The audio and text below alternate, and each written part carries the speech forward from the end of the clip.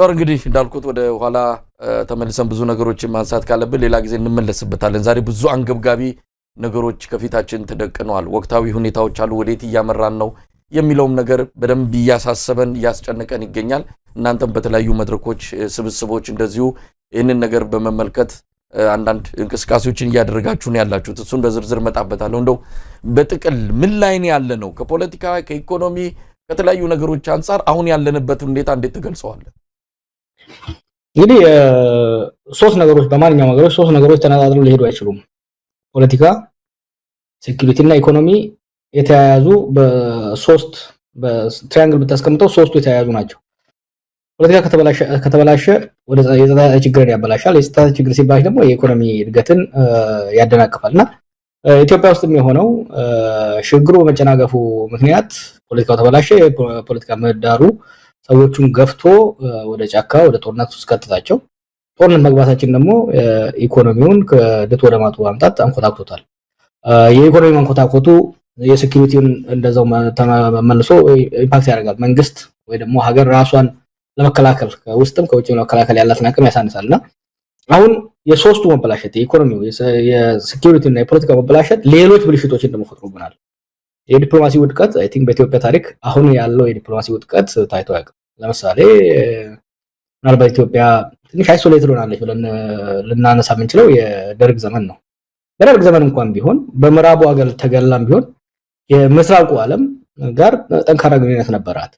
ዛሬ እኮ ከምስራቅም ከምዕራብም ከጎረቤትም ጋር ከማንም ጋር ሽርክና የላትምና የሚገርምና የሚያሳዝን የዲፕሎማቲክ አይሶሌሽን፣ በጣም በጣም አስፈሪ የኢኮኖሚ ውድቀት፣ መንግስትና ስራ ጠልበኝነት ከልክ በላይ የሰፋበት። ስራ ጠልበኝነት ስልህ በሁለት መልኩ ልገልጸው ይችላል። አብዛኛው የሀገሪቷ ክፍል ከመንግስት ቁጥጥር ውጭ ሆኗል።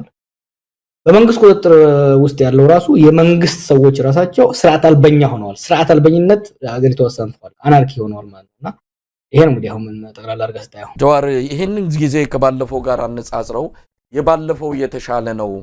ምናልባትም ኢትዮጵያውያን በመንቀሳቀስ ደረጃ እንደው የተወሰኑ መብቶቻቸው የተነፈጉ አሏቸው እንጂ እንደዚህ በሀገራቸው የመኖር መብታቸው በየጊዜው ሰው የሚገደልበት የሚታሰርበት ዘመን አሁን የከፋ ነው ይላሉ። ሁለቱ ዘመናት ያለፈውና ያሁኑን ስታነጻጽረው የከፋው የትኛው? እኔም አንተም ያው መቼም በደርግ ጊዜ ተወልደን መለስና ኃይለማርያም ስንታገል ነው እዚህ የደረስነው። የደርግ ዘመንን አላስታውስም። አንተ የምታስታውሰው አይመስለኝም። የመለስን ዘመን እናስታውሰዋለን፣ የኃይለማርያምን ዘመን እናስታውሰዋለን። በመለስና በኃይለማርያም ላይ ስንታገል ዲሞክራሲ ስርዓት ከአምባገነናዊ ስርዓት ወደ ዲሞክራሲ እንሸጋገር፣ ፍትህና እኩልነት ይምጣ የሚል ትግል ነበር። የሀገር ሁሉና ጥያቄ ውስጥ አልነበረም። የሀገር ሁሉና ጥያቄ ውስጥ አልነበረም። ዛሬ እኮ የዲሞክራሲ ጥያቄ፣ የልማት ጥያቄ፣ የሰብአዊ መብት ጥያቄ ባክሲት ወይም ደግሞ ከኋላ ወንበር ተቀምጠው የህዝቦች የመኖር ያለመኖር የሀገር እንደ ሀገር የመቀጠል ያለመቀጠል የህልውና ጥያቄ ለትራሊ ከዚህ በፊትም ብዙ ጊዜ ሰው ህልውና የሚለውን ነገር ያነሳዋል። ህልውና የሚለው የህልውና ትግል የሚለው ቃል በፖለቲካ ውስጥ ጥቅም ላይ መዋል ካለበት አሁን ባለው ኢትዮጵያ ሁኔታ ውስጥ ነው። ምክንያቱም ኢትዮጵያ እንደ ሀገር ለህይወቷ እየተጣጣረች ያለችበት ህዝቦቿ ወጥተው መግባት ሴኩሪቲ ቤዚክ ሴኩሪቲ ጥያቄ ውስጥ የገባበት ሁኔታ ነው ያለው። ምክንያቱም ድሮ አየህ ሰው ሀገር ነበረው፣ ደህንነት ነበረው፣ ጸጥታ ነበረው፣ ሰላም ነበረው። ያጣው ነፃነት ነበር። ያጣው በመረጠው መንግስት መተዳደር ነበር። ያጣው በነፃነት ሐሳቡን የመግለጽ መብቱ ነበር የተነፈገበት። ያጣው በእኩልነት ትሪት የመደረግ ችግር ነበር። ዛሬ ግን እነዛ አሁን ሄደህ ኢትዮጵያ ውስጥ ለሰዎች ስለዚህ ብታነሳ ላይ ቅንጦት ነው የሚመስላቸው። አሁን ብዙ ሰው ይገደላልና ኢቭን ግድያን አንዳንድ ፌስቡክ ላይ ስለጥፍ ምን አንተ አሁን ቆኛ የሰው ሲሞት ሬሳ ሲጫወቱበት በቪዲዮ መግዳት ራሱ ተነዋል ኮመን ሆኗልና የግለሰቦች ህይወትም የሀገር ህይወትም በከፍተኛ አደጋ ላይ ያለበት ሁኔታ ነው ያለው። እንግዲህ ጃዋር ለዚህ ሁሉ ምንድነው ምክንያቱ ብለህ ታስባለህ? ምናልባት የአንድ ግለሰብ ስህተት፣ የስርዓቱ አጠቃላይ የግለሰቦች ወይም ደግሞ ብልጽግና የሚባለው ስብስብ ችግር ወይስ ምንድነው? ሽግግሩ ትክክለኛ ሽግግር እንዳልነበረ ብዙዎቻችን እናምናለን። ከዛ በኋላ ወደዚህ አይነት ውጥንቅጥ ውስጥ የገባ ነው በግለሰብ አቅም ማነስ ዕውቀት ማነስ ወይስ አጠቃላይ ፓርቲው እየሄደበት ያለው አቅጣጫ ይህንን ችግር አመጣብን ብለህ ነው የምታስበው? ለኢትዮጵያን ፖለቲካ ችግር አብይ ወይ ብልጽግና ፈጠረው ማለት አንችልም። ችግሮች ነበሩ። ችግሮች ስለነበሩ ነው ስንታገል የነበረው ድሮ። ግን ይሄኛው ለውጥ እነዛን ችግሮች ማዳን፣ እነኛን ችግሮች መጠገን፣ እነኛን ስብራቶች መጠገን፣ እነኛን መከፋቶች ማባበል፣ ማስታረቅ ነበረ ሁላችንም የታገልለት ኤክስፔክት አድርገን ወደ ሀገር የገባ ነው። በተግላቢጦሽ ተቃራኒው ነው የሆነው። ህዝቡ የታገለው ወደ ዲሞክራሲ ሽግግር ወደ ዲሞክራሲ ስርዓት ለመሸጋገር ነው የፈለገው። አብይና ግብረ አበሮቹ ግን አዲስ አምባገነን ስርዓት ለመመስረት ሞከሩ። የአንድ ፓርቲ በላይነት ያለበትን ስርዓት ወደ ብዝሃ ፓርቲ ለመቀየር ታግለን፣ እነሱ ግን የአንድ ፓርቲን አገዛዝ ወደ አንድ ግለሰብ አገዛዝ ለመቀየር ያደረጉት ሙከራ ቅድም እንዳልኩት የፖለቲካ ቀውስ ውስጥ ከተተ። የፖለቲካ ቀውስ አመጣ። በአገሪቱ የፖለቲካ ሊቃን መካከል መቃቃርን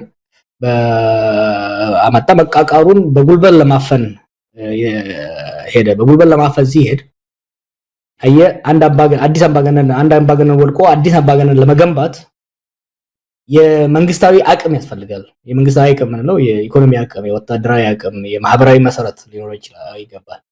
በሽግግሩ ጊዜ ይሄ አልነበረም። ያለ አቅሙ ለማፈን አብይ ያደረገው እርምጃ አመጽ ነው ወለደ።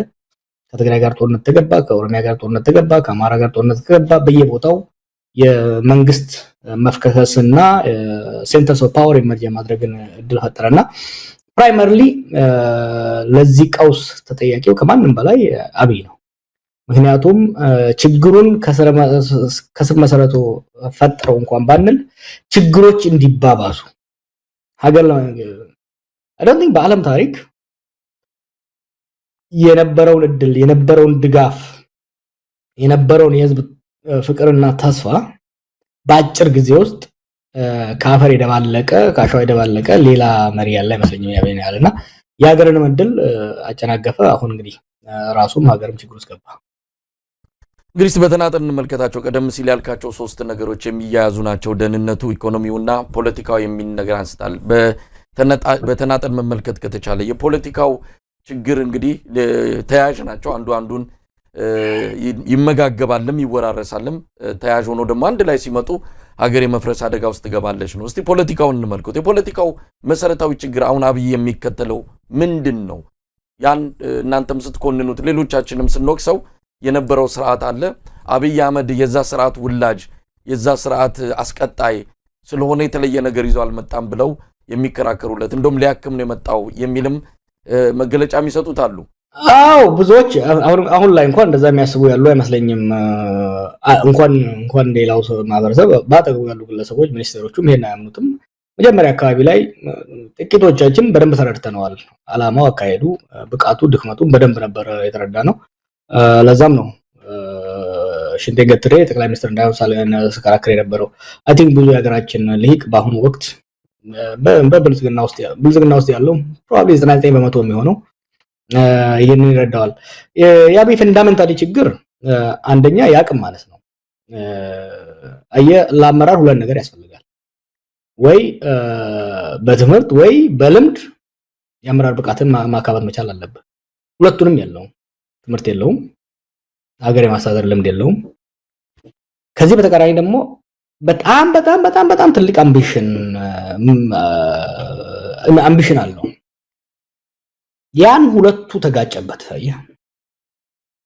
ግለሰባዊ ብቃት ሳይኖረው፣ ልምድ ሳይኖረው፣ ዝግጅት ሳይኖረው፣ ይሄ እንግዲህ በመጽሐፍ ውስጥ አይተው እንደሆነ ያኔ ገና እነሱ የኦህዴድ ሊቀመንበር ሳደርጉት ለኦህዴድ ማዕከላዊ ኮሚቴ ጽፌ የላኩት ግምገማ ነውና ብቃቱ ልምዱ ሳይኖረው ከአንድ አውራ ፓርቲ ወደ አንድ ግለሰብ አመራር ለመምራት ሄደ።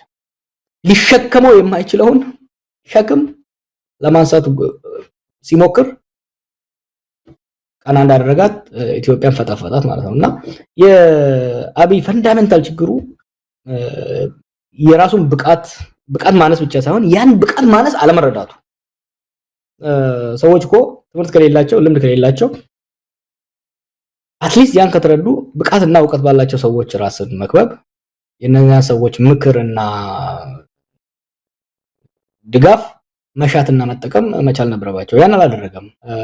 ጉድ ዊል ዘር ስንት ማአት ሰው ነው ከዚህ ከዲያስፖራ ከሀገር ውስጥ ተሰባስቦ እሱ የተረባረበው እሱ እንዲሳካለት ያን ሁሉ በትኖ በአሁኑ ወቅት ብቻውን እየተንገዳገደ ያለው። ምናልባት አሁንም ከዚሁ ከፖለቲካው ጋር ወጣ ብለን ደግሞ ደህንነቱን ስናይ አሁን መሰረታዊ የኢትዮጵያ ሕዝብ አንገብጋቢ ችግር ምናልባትም ሰላምና ዳቦ ጥያቄ ነው። በተለይ ሰላም ከምንም በላይ ዳቦን እንኳን ሄዶ እንዳያበስል እንዳይጋግር እንዳያመርት ትልቁ ችግር የሆነው ሰላሙ ነው፣ ደህንነቱ ነው። አጠቃላይ ኢትዮጵያ በአሁን ሰዓት ማለት በሚቻል መልኩ ከ70 እስከ 75% በሚሆነው መልኩ የጸጥታ ችግር ያለባቸው አካባቢዎች ናቸው የሚበዙት። የደህንነቱ ችግር የጸጥታው ችግር ከፖለቲካው ጋር ተያያዥ ቢሆንም ግን በተለየ ሁኔታ የሚጠቀስ ነገር አለ። በአሁኑ ጊዜ እንግዲህ የግለሰቦች ደህንነትም የማህበረሰብ ደህንነትም የሀገር ደህንነትም ነው አደጋ ላይ የወደቀው። ሰዎች እንደ ግለሰብ ወጥተው መግባት በሀብታቸው ላይ የማዘዝ በሀብታቸው ላይ ባለቤት ሆነው የመቆየት መብት የላቸውም። ሰዎች እንደቃ እየታፈኑ የሚሸጡበት ንብረታቸው በመንግስትም ከመንግስት ውጭ ያሉ ኃይሎችን በፈለገው ጊዜ የሚቀራመቱበት የሚዘረፉበት ሁኔታ በግለሰብ ደረጃ ስትወስድ፣ በማህበረሰብ ደረጃ ስትወስድ ህዝቦች ቡድኖች በማንነታቸው የሚጠቁበት የሚፈናቀሉበት የሚፈጁበት ሁኔታ የተፈጠረው ህዝቦችን የተለያዩ ብሔሮችን የተለያዩ ጎሳዎችን የሃይማኖት ቡድኖችን መንግስት ሆነ ብሎ የሚያጋጭበት መንግስት የጸጥታ አስጠባቂ ሳይሆን የጸጥታ በጥባጭ ሆኖ የቀረበበት ሁኔታ ነው የምታየውና የዚህ ሁሉ ምክንያቱ ምንድነው? አየህ እነዚህ ልጆች እና ሌሎቹም እዛ አካባቢ ያሉ ልጆች ሲያሰለጥኗቸው የነሱ የድሮ አለቆች የሴኩሪቲ ማኔጅመንት ብቻ ነው ያሰለጥኗቸው። የፖለቲካን ጉዳይ ለፖለቲካዊ ችግር፣ ለፖለቲካዊ ጥያቄ፣ ለፖለቲካዊ ቀውስ ፖለቲካዊ መልስ መሻት ላይ አይደለም ያስቀመጧቸው። they never let them in the strategy room in the political strategy room አስገብተዋቸው ያውቁ። ሁሌም የሴኩሪቲ አስፈጻሚ ነበሩ። ስለዚህ ሴኩሪቲን እና ፖለቲካ ተያያዥ መሆኑ ራሱ አይረዱም እና የሀገሪቷን የሄዱበት እንግዲህ ያው ረጅም ነው ሰፊ ጊዜ የሚወስደው ግን ባለፉት 7 ዓመት የሄዱበት የፖለቲካ ችግሩን በፖለቲካ ከመፍታት ይልቅ በጉልበት ለመፍታት ሞከሩ። ችግሩ ምንድነው? ጉልበቱ አልነበረም። ለምን ነው ጉልበቱ ያልነበረው? እንደሄድን አካባቢ ስለ ሴኩሪቲ ሴክተር ሪፎርም ደጋግሜ እናገር ነበር። መከላከያው ሪፎርም እንዲደረግ ሁላችንም ስናገር ነበር። ደህንነቱ ሪፎርም እንዲደረግ የተደረገው ግን ሴኩሪቲ ሴክተር ሪፎርም ሳይሆን የሴኩሪቲ ሴክተር ዲስማንትልመንት ነው የተደረገው። በተለይ ብሔራዊ መረጃና ደህንነት የሚባለው ተቋም የሂውማን ኢንተለጀንሱን በትንቱን ያወጣው። ምክንያቱም በሳይበር ሴኩሪቲን በደንብ አይደረደም። ሳይበር ሴኩሪቲ ሰፕሊመንተሪ ነው ለሂውማን ሴኩሪቲ ለሂውማን ኢንተለጀንስ ሰፕሊመንተሪ ድጋፍ ሰጪ ነበር መሆን የነበረበት። የሂውማን ኢንተለጀንስ ማለት እንግዲህ በረጅም ዘመን እድሜ እያካበትክ የምታመጣበት እኔም ብርግ አድርገህ ኢንተለጀንስ ውስጥ ብትከተኝ 20-30 ዓመት ከቆየ ሰው ጋር እኩል ሆን አልችልም። ኤክስፒሪየንስ የሚጠይቅ ትምህርትና ኤክስፒሪየንስ የሚጠይቅ ነው። እነኛን ኦፊሰሮች በተናቸው እነሱም በተናቸው መከላከያ ውስጥ በትንቱን አወጣው። ይሄንን የተዳከመ ሴኩሪቲ ይዞ በጉልበት ተቃዋሚዎችን መደፍጠጥ ሞከረ። ኦሮሚያ ላይ፣ ትግራይ ላይ፣ መጨረሻ ላይ ደግሞ አማራ ላይ ለመፍጠጥ ሞከረ። ያለ ጉርበቱ የአገሪቷን የሴኩሪቲ አቅም ካዳከመ በኋላ ለመደፍጠጥ ሞከሩ። ነገሮች ከመንግስት ቁጥጥር ውጪ እንዲሆኑ አደረገ። አብይ በአሁኑ ጊዜ አይደለም የተቀረውን የአገሪቷን ክፍልተውና የራሱን ሴኩሪቲ ሊቆጣጠር የሚችልበት አይደለም። ዛሬ እኮ በሀገራችን ውስጥ ሪፐብሊካን ጋርድ መከራየት ትችላለህ፣ ፖሊስ መከራየት ትችላለህ። ሶ there is privatization of security እና ይሄ ሁሉ የሚያሳይ የሴኩሪቲ ሴክተሩ መዳከሙ ኦፍ ኮርስ መነሻው ፖለቲካ ቢሆንም የሴኩሪቲ ሴክተሩን ራሱ የሄደበት ለራሱ ተገዢ ለማድረግ ትሬት እንዳይሆኑበት የሄደበት መንገድ የሀገሪቷን የሴኩሪቲ አቅም በጣም ያመናመነ ነበር። እንግዲህ ከዚሁ ጋር በተያዘ ኢኮኖሚውን የምናንሳ በተለይ በኢኮኖሚው ላይ ብዙ ጊዜ በመድረኮችም ስትናገር ነበር። አሁን ኢትዮጵያ ያለችበት የኢኮኖሚ ሁኔታ በጣም አደገኛ በሚባል የሰዎችን የወደፊት ህልውና አደጋ ላይ በጣለው መስመር ላይ እየገሰገሰ ይገኛልና ከዚህ አንጻር መሰረታዊ ችግሩ ምንድነው? አብይ አህመድ ኢትዮጵያ ብልጽግና ላይ ናት፣ እንደውም አሁን መሪ ቃላቸው የመስፈንጠር ዘመን ነው ብለዋል። መስፈንጠር ላይ ነን በ2018 ደግሞ ይህንን በብዙ ጥፍ የምንጨምርበት ዘመን ይሆንልናል ብለዋል። ብልጽግና የሚሉትንም ፓርቲ ሲያቋቁሙ ብልጽግናን በእጃችን የምንጨብጥበት ጊዜ ሩቅ አይደለም በሚል ነው። እንዴት አየው ከኢኮኖሚ ጋር ተያይዞ ያለውን የአብይ አህመድን ዘመን? ከዳ ወደ ምን እንዳይደረሰ ነው ደግሞ አዲስ ያመጡት። ከዳ ወደ ምን አብይ እኮ ዱርዬ ነውና ይሄ የመርካቶ ሞጭላፊዎች አሉ አይደለም፣ አምታቶ ኪስ ገብቶ ምናምን ወዲያ ሀብታም የሚሆኑ ተቀባብተው የሰው ወይ መኪና ተከራይተው ሀገር እንደዛ አያድግም ነው። አንድ ሰው ወይ ሎተሪ አሸንፎ ወይ ሰርቆ ምናምን ሀብታም ሊሆን ይችላል። ደጋግሜም ብለው አብይ ቲንክስ ላይክ ዛት ሀገር እንደዛ የሚያድግ ይመስለዋል። ሀገር በስሎጋን በመፈክር አያድግም። ሀገር ሰርቆ አያድግም። ሀገር በሎተሪ አያድግም። ሀገር በፕላን በፖሊሲ የታገዘ ጠንክሮ በመስራት አመራር በመስጠት ነው ሀገር ሊያድግ የሚችለው። እና ይሄ እንፈለጠራለን ከዳ ወደ መንዳ አምና ከዳ ወደ መንዳ ብለው እዳ በዳ አረጓ ተገሪቷል። ከዳ ወደ መንዳ ባሉበት አመት ውስጥ የሀገራችን ጂዲፒ አይ ቲንክ 200 ቢሊዮን ወደ 100 ቢሊዮን ዝቅ አለ። ከሪው ማጂንስ ምን ነው የዚህ ሁሉ ጣጣ አንዱ አስተሳሰቡ ነው። ይሄ ፕሮስፔሪቲ የሚባለው አስተሳሰብ በጣም ስትሬንጅ ነገር ተመኝ እንጂ ሁሉ ይሞላልሃል you know you just have to wish it እናውቀዋለን። አሜሪካ ውስጥ ያደጉ ሰዎች እናውቀዋለን ይሄ ነገር ከየት እንደሚመጣ። እስካም ነው really እስካም መነሻው አንዱ እሱ ኢኮኖሚ እንዴት ነው ያመነው? ቅድም እንዳልኩ የመንግስትን አቅም ካመናመነ በኋላ የፖለቲካውን ችግር በፖለቲካው መፍታት ይልቅ በዛ በተዳቀመ መንግስታዊ አቅም ወደ ጦርነት ገባ። ወደ ጦርነት ሲገባ ጦርነቱ የሀገሪቷን ኢኮኖሚ በላው። ከ60 እስከ 100 ቢሊዮን ዶላር የሚሆን በትግራይ ጦርነት፣ በአማራ ጦርነት፣ በኦሮሚያ ጦርነት ዲስትሮይ ያደረገው የመሰረተ ልማት መውደም፣ የውጪ ኢንቨስትመንት መጥፋት፣ ሁሉም ተደማምረው መጡ። ከዛ የተረፈችው ምን ቢያደርግ ይሻላል? ትንሽ የቀረሰችው ነበር በለጀ ላይ በጣም we are so unlucky እኮ በዚህ ጊዜ እንዲህ አይነት ሰው እንዴት መጣ የሚለው ራሱ you have to really ask ፈጣሪ ምን ብናደም ምን በበድለው ነው በዚህ ጊዜ እንዲህ አይነት ሰው ያመጣው? ከጦርነት የተረፈችውን ገንዘብ ሰብስቦ ወይ ቤተ መንግስት፣ የመንገድ ላይ ብልጭልጭ፣ መዝናኛ፣ ላሊበላ ቱሪስት ሄዶ ማየት ተስኖት እያለ ጎርጎራ ብሎ ዛጋ ገንዘብ ያፈሳል።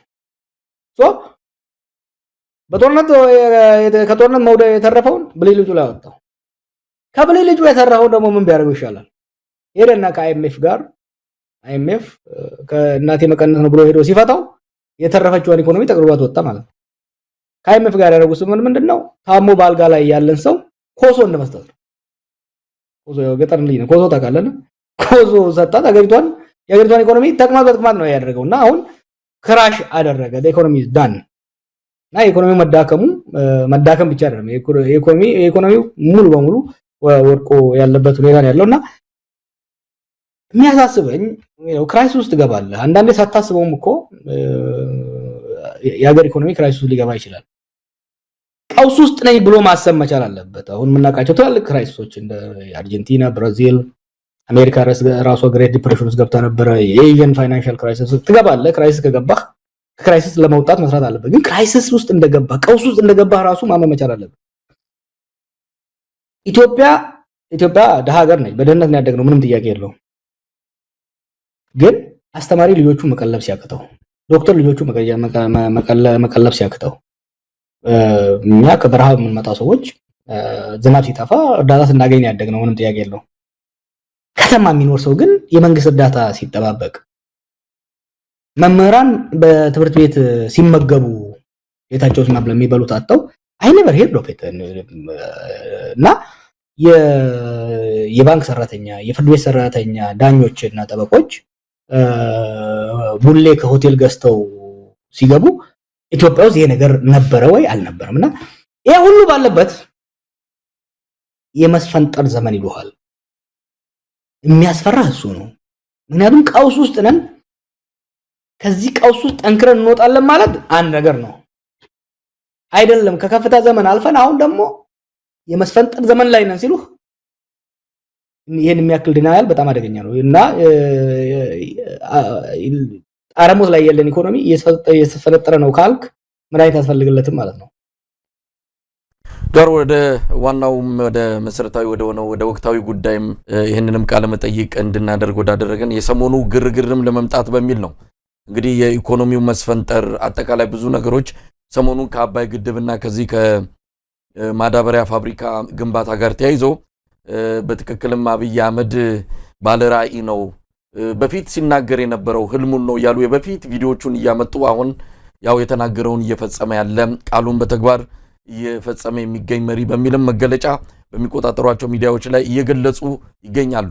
እስቲ ስለ አባይ ግድብ ሰሞኑን አብይ አህመድ በስፋት ስብናውን ከፍ የሚያደርጉ ነገሮች እየመጡ ነው። አባይን የሰሩ የጀመሩ እጆች ቢኖሩም የነዛ እጆች የነዛ ሰዎች ታሪክ በተወሰነ ደረጃ እየኮሰሰ አብይ ግን ከፍ ብሎ እንዲታይ የሚደረግባቸው ዘመቻዎች ነው የተጀመሩትና እስቲ ስለ አብይ እና አባይ ምን ትላለህ? ለአባይ አብይ ደረሰለት ብሏል ዳንኤል። ኢትዮጵያ ውስጥ ያሉ መሪዎችም ህዝቦችም የአባይ ጉዳይ የማያንገበግበው ያላንገበግበው ትውልድ ያለ አይመስለኝም። እያየነው አፈራችንን ጠርጎ ሳንጠቀምበት የሚያልፍ ዋና ወንዛችን በመሆኑ በጣም ተንገብግቧል። የነበሩ መሪዎችም ከአቅም ማነስ ቀላል አይደለም የግብጽ ጫናና ሳይሰሩት አልፈዋል።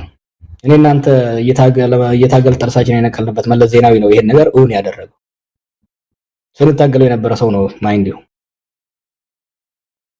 ፕላን አድርጎ አመቺ ጊዜ ተጠቅሞ የውጭ ብድር ማግኘት እንደማይችል በሀገር አቅም እንዲገነባ ያደረገው መለስ ዜናዊ ነው።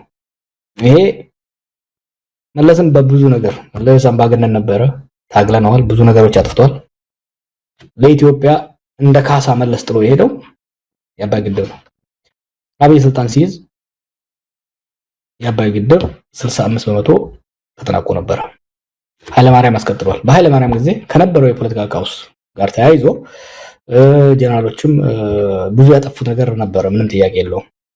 አብይ ሊመሰገን የሚገባው ሌሎች ትላልቅ ፕሮጀክቶች እንደቆሙ እንዲቀሩ ሲያደርግ ይሄኛውን ዘግቶ በቦታው ላይ መዝናኛ ባለመስራቱ ልናመሰግነው ይገባል። እንዲጠናቀቅ በማድረጉ ብዙ የፖለቲካ ጫናዎችም ነበሩ። መጀመሪያ አካባቢ ላይ አስፈላጊነቱም ላይ ጥያቄ ሲያነሳ ነበር። ሆኖም ግን ፋይናሊም ቢሆን ፕሮጀክቱ እንዲጠናቀቅ በማድረጉ ሊመሰገን ይገባል። ክሬዲት ጠቅልዬ ኪሴ ላድርግ ካለ ግን አስቸጋሪ ነው። ምክንያቱም የመለስን ሚናና የአብይን ሚና እናወዳድር ካልን ዞን እና ጥንቸልም ማወዳደር ስለሚሆን it's not fair ነው። ሁለቱንም ታግያቸዋለሁ። it's just not fair እና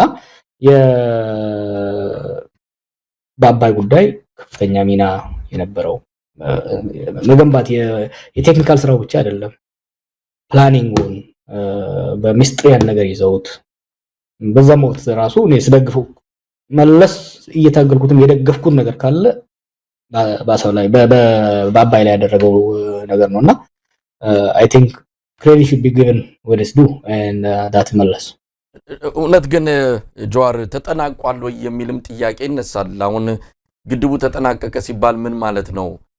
ግድቡስ በፊት ከነበረው አቅም አንፃር በታቀደለት መጀመሪያ በነበረው በእቅዱ መሰረት ነው ወይስ የተከናወነው?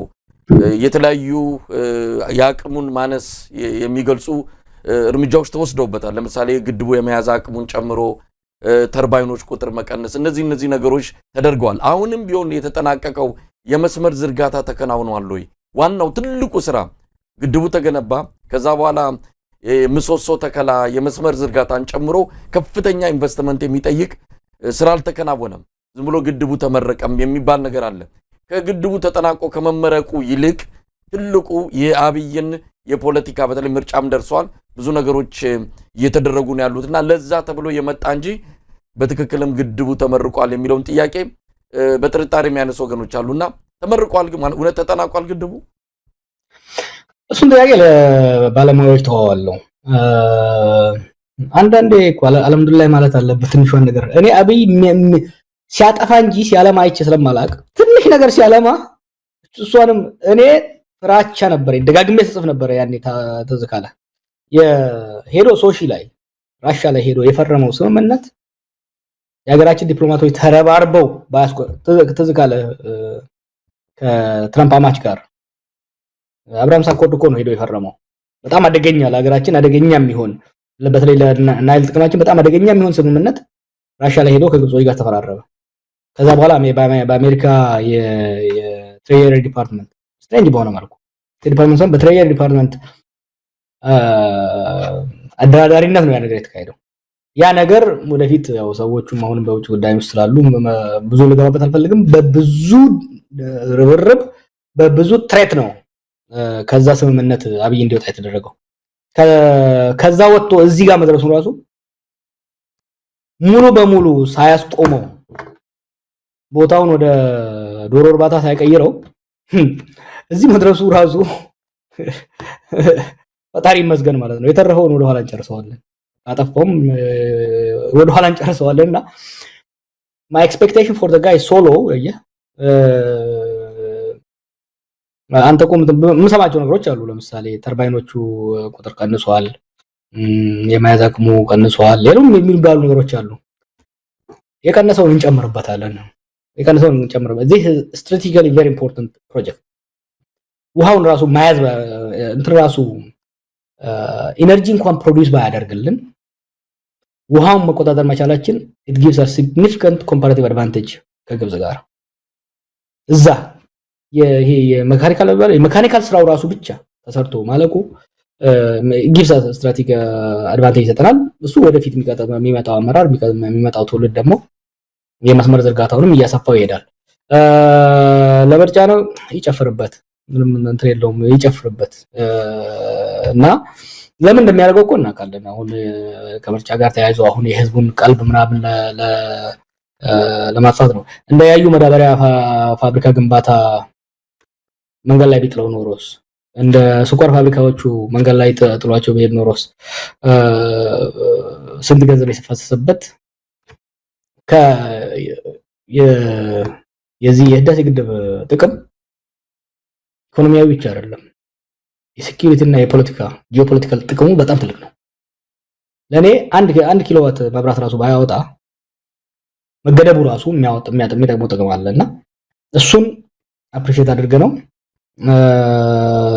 የአብይና የጋሻ ጃግሬዎችን ጨፈራን ኳስ በመሬት ምክንያቱም ብዙ ነገሮች አሉ በውስጡ እና ይሄ ብሎ መሄዱ ለውጭ ተጋላጭነት ስለሚያመጣ አይ ቲንክ በዛው ማለፉ ይበጃ ይመስለኛል አሁን እንግዲህ ጃዋር ምናልባት ቃለ መጠይቁን ወይም ከዳንኤል ክብረት ጋር ያደረገውን ቃለ መጠይቅ ሙሉን አልሰማሁትም ግን አንዳንድ የወጡ በክሊፕ ደረጃ የሚሰሙትንም አለ በጽሁፍም እንዲህ ብሏል የሚል ነገር አለ ማረጋገጫ አላገኘውም ግን ግድቡን እንዳላዛር ተመልክቶት እኔ ኢየሱስ ሆኜ አዳንኩት የሚልም ነገር ተናግሯል አሉ በትክክል ካንደበቱ መስማት አለብን እንደዛ ብሎ ከሆነ ያው የታሪክ ሽሚያ ነው ሙሉ በሙሉ የሌሎችንም ታሪክ ቀምጦ እንደው በተወሰነ ደረጃ የሰማውትም አለ ያቅሙስነት አለባቸው ችንታክልን የሰሩት በጣም ትንሽ ነው ብሎ የነሱን ስራ የማቆሰስና የሱን የማክዘፍ ነገር አለ በሱም የሚዲያ ሰዎች አማካኝነት በቲክቶክም በዩቲዩብም ብልጽግናን የሚያገለግሉ የዲጂታል ሰራዊት አባላትም ግድቡ ድረስ ሄደው ከ10 ዓመት በፊት ምንም እንዳልተሰራ አፈር ብቻ እንደሆነ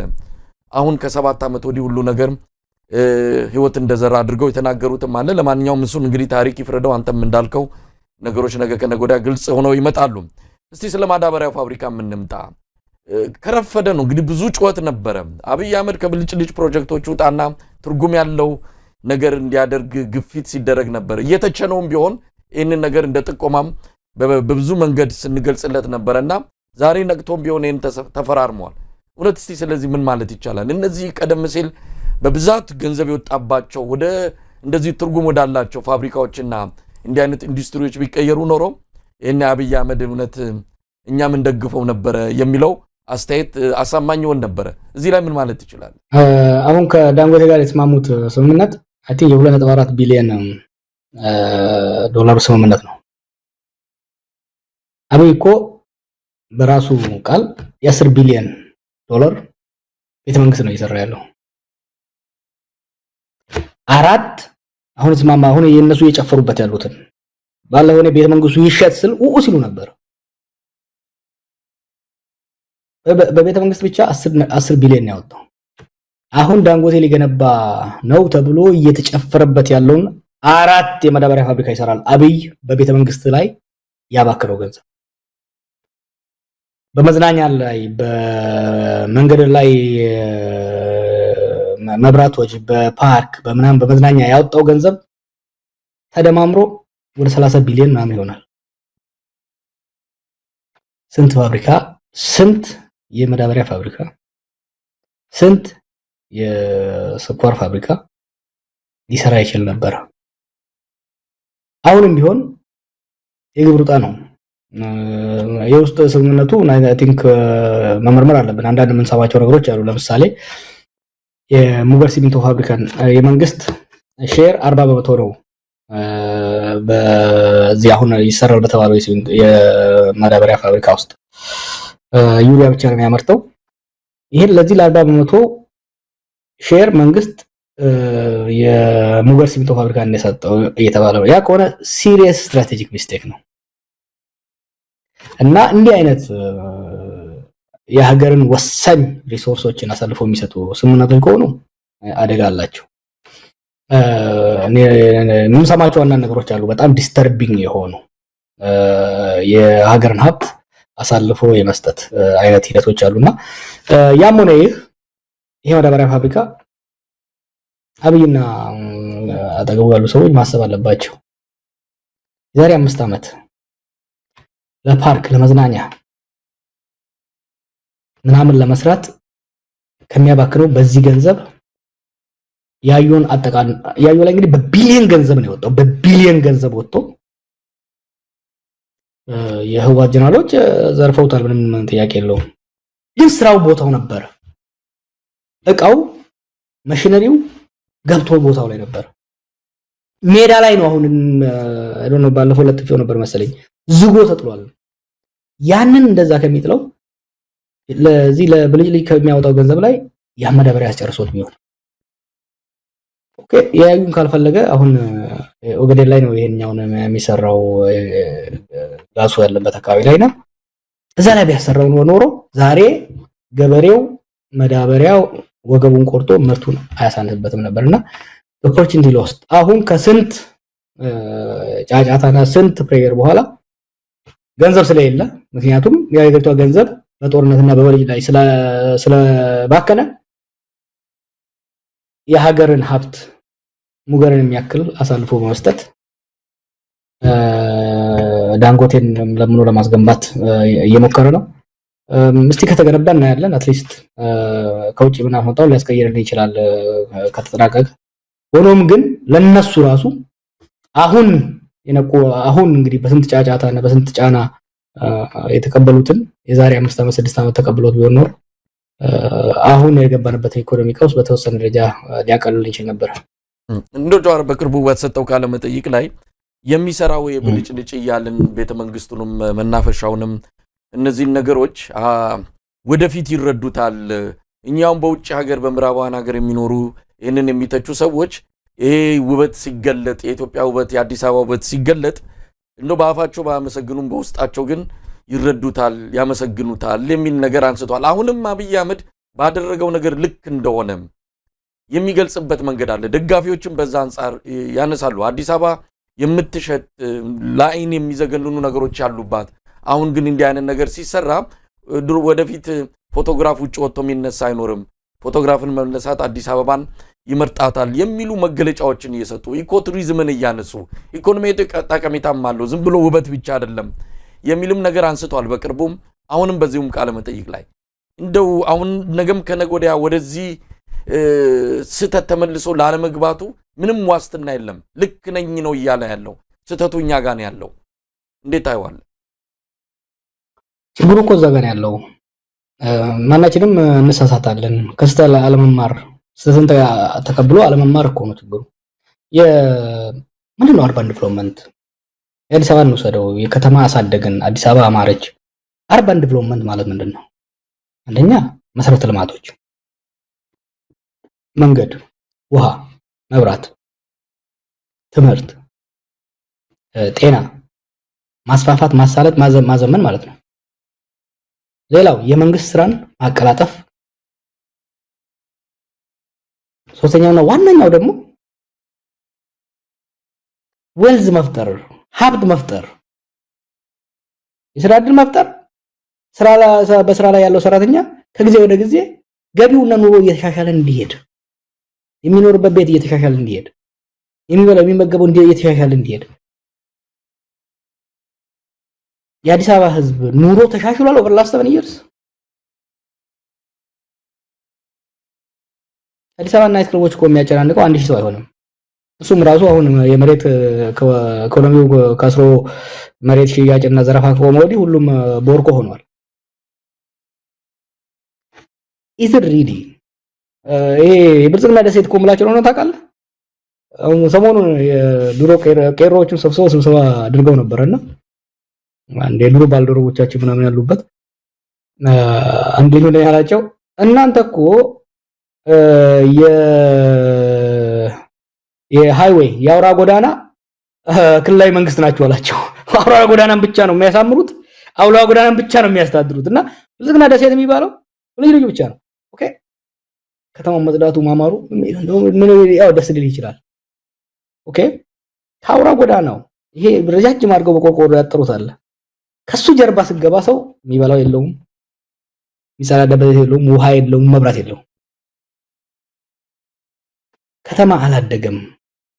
ከተማ አደገ ሲባል ዌልዝ ተፈጠረ ማለት ነው። ኢንፍራስትራክቸሩ ተሻሻለ፣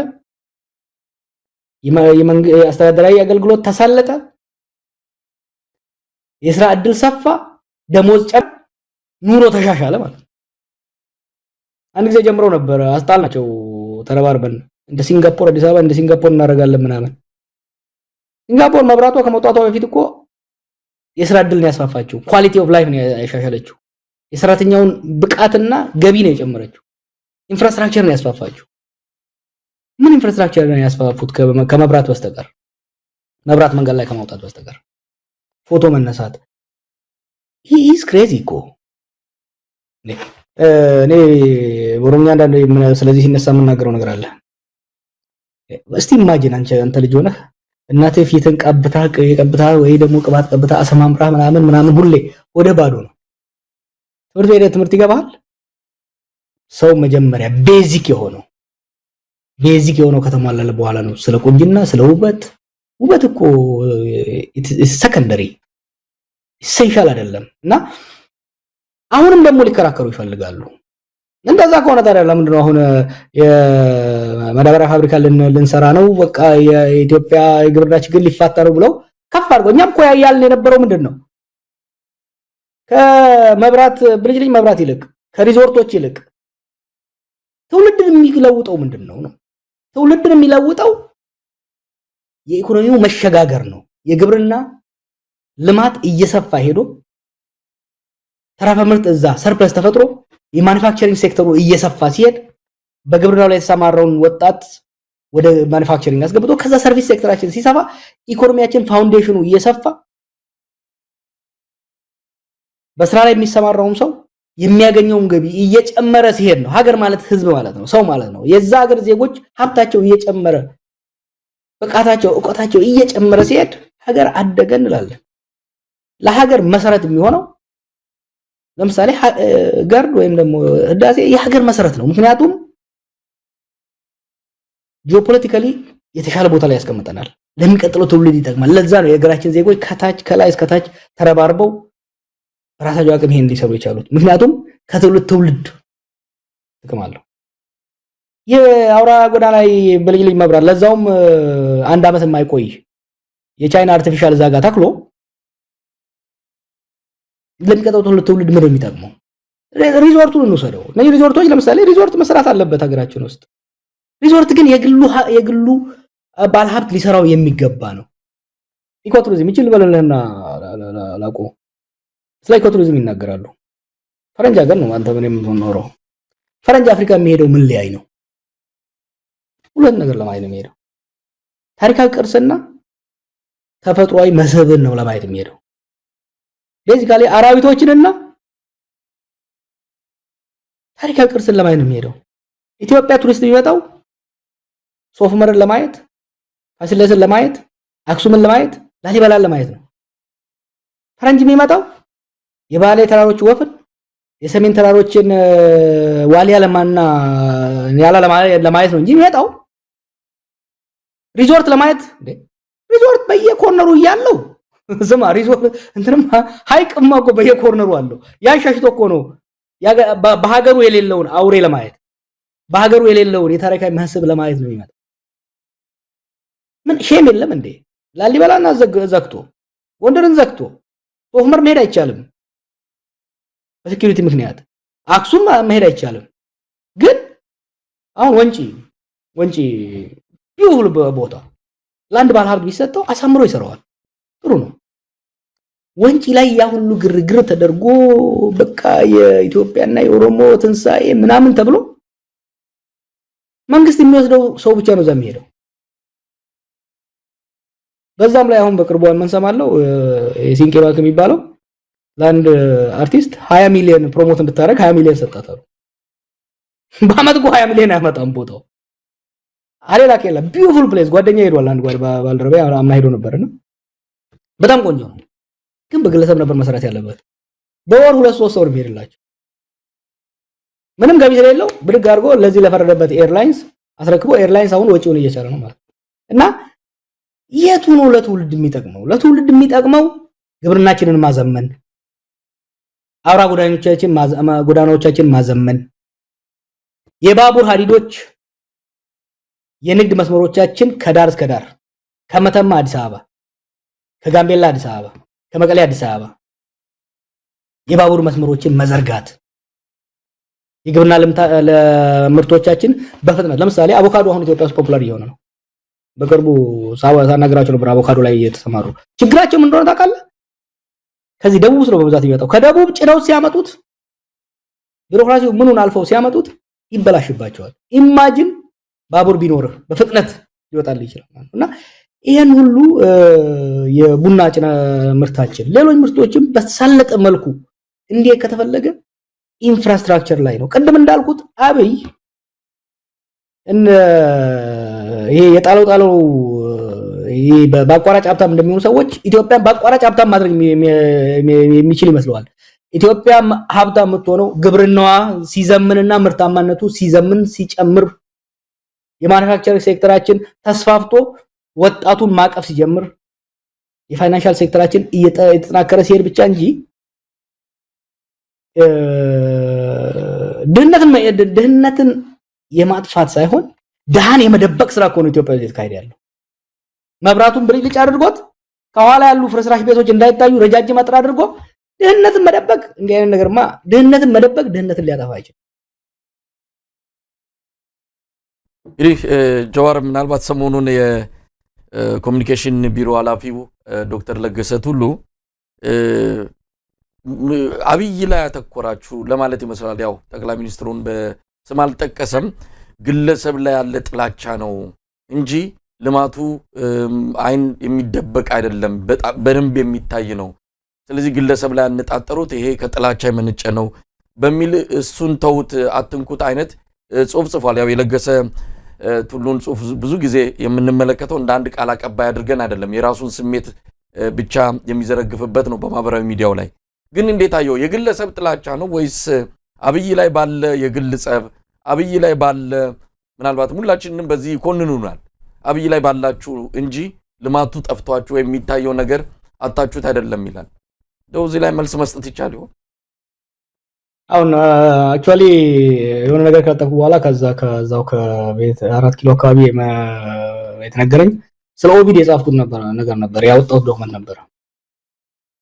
ኦቪድ የሚባል ካምፓኒ በ2013 እንደ ኢትዮጵያ ማለት የዛሬ 4 ዓመት ተመስርቶ በ500,000 ብር ተመስርቶ አሁን 15 ቢሊዮን ዶላር አለኝ ይላል።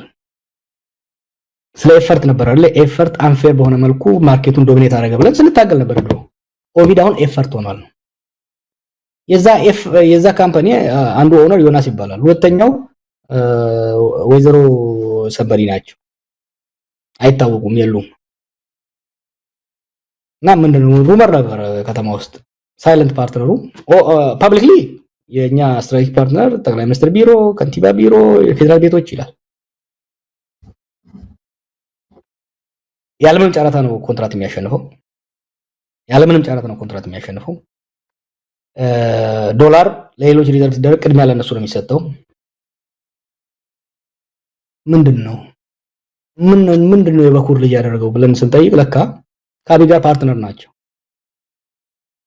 ያው ከሙስና ነፃ ነን ሃይማኖተኛ ነን ብለው ስለሚሉ ያቺን ነጋስ አረግ ነው አሉ። ይሄ ሁሉ ነገር የመጣው ያም ሆነ ይህ አብይ ላይ እናጣጥራናል። አሁን እናጣጥራለን። አንደኛ የሀገሪቷ ጠቅላይ ሚኒስትርና የሀገሪቷ ድሮ በምን ላይ ነበር ስናጣጥር የነበረው? በህዋት ኢህአዴግ ላይ ነበር ስናጣጥር የነበረው። ዋይ ወሳኞቹ እነሱ ነበሩ፣ ለጥፋት ተጠያቂዎቹ እነሱ ነበሩ። አብይ የአንድ ፓርቲን አገዛዝ ወደ አንድ ግለሰብ አገዛዝ ቀየረው። ስለዚህ ኢትዮጵያ ውስጥ ለሚፈጠሩ ጥፋቶች ዋና ወሳኙ እሱ ስለሆነ ተጠያቂ መሆንም ያለበት እሱ ነው። አንዱ ይሄ ነው።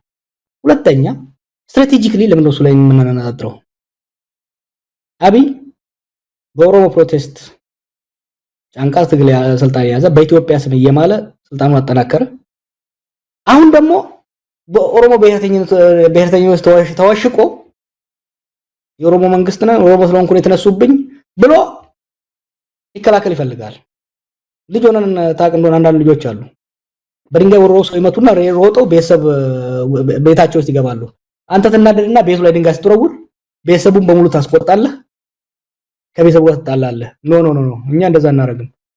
አንዱ ትዝ ካለ ይሄን ያሁኑን ወደ ፖለቲካ ከተመለስኩ በኋላ በቢቢሲ ስለነበረው አንዱ ወደ ፖለቲካ እንድመለስ ያደረገኝ እሱ በኦሮሞ ውስጥ ለመሸጎጥ በተለይ ከአማራ ኃይሎች ጋር ከጣላ በኋላና ከፋኖ ጋር ጦርነት ከገባ በኋላ በጆሮዬ የሰማኋቸው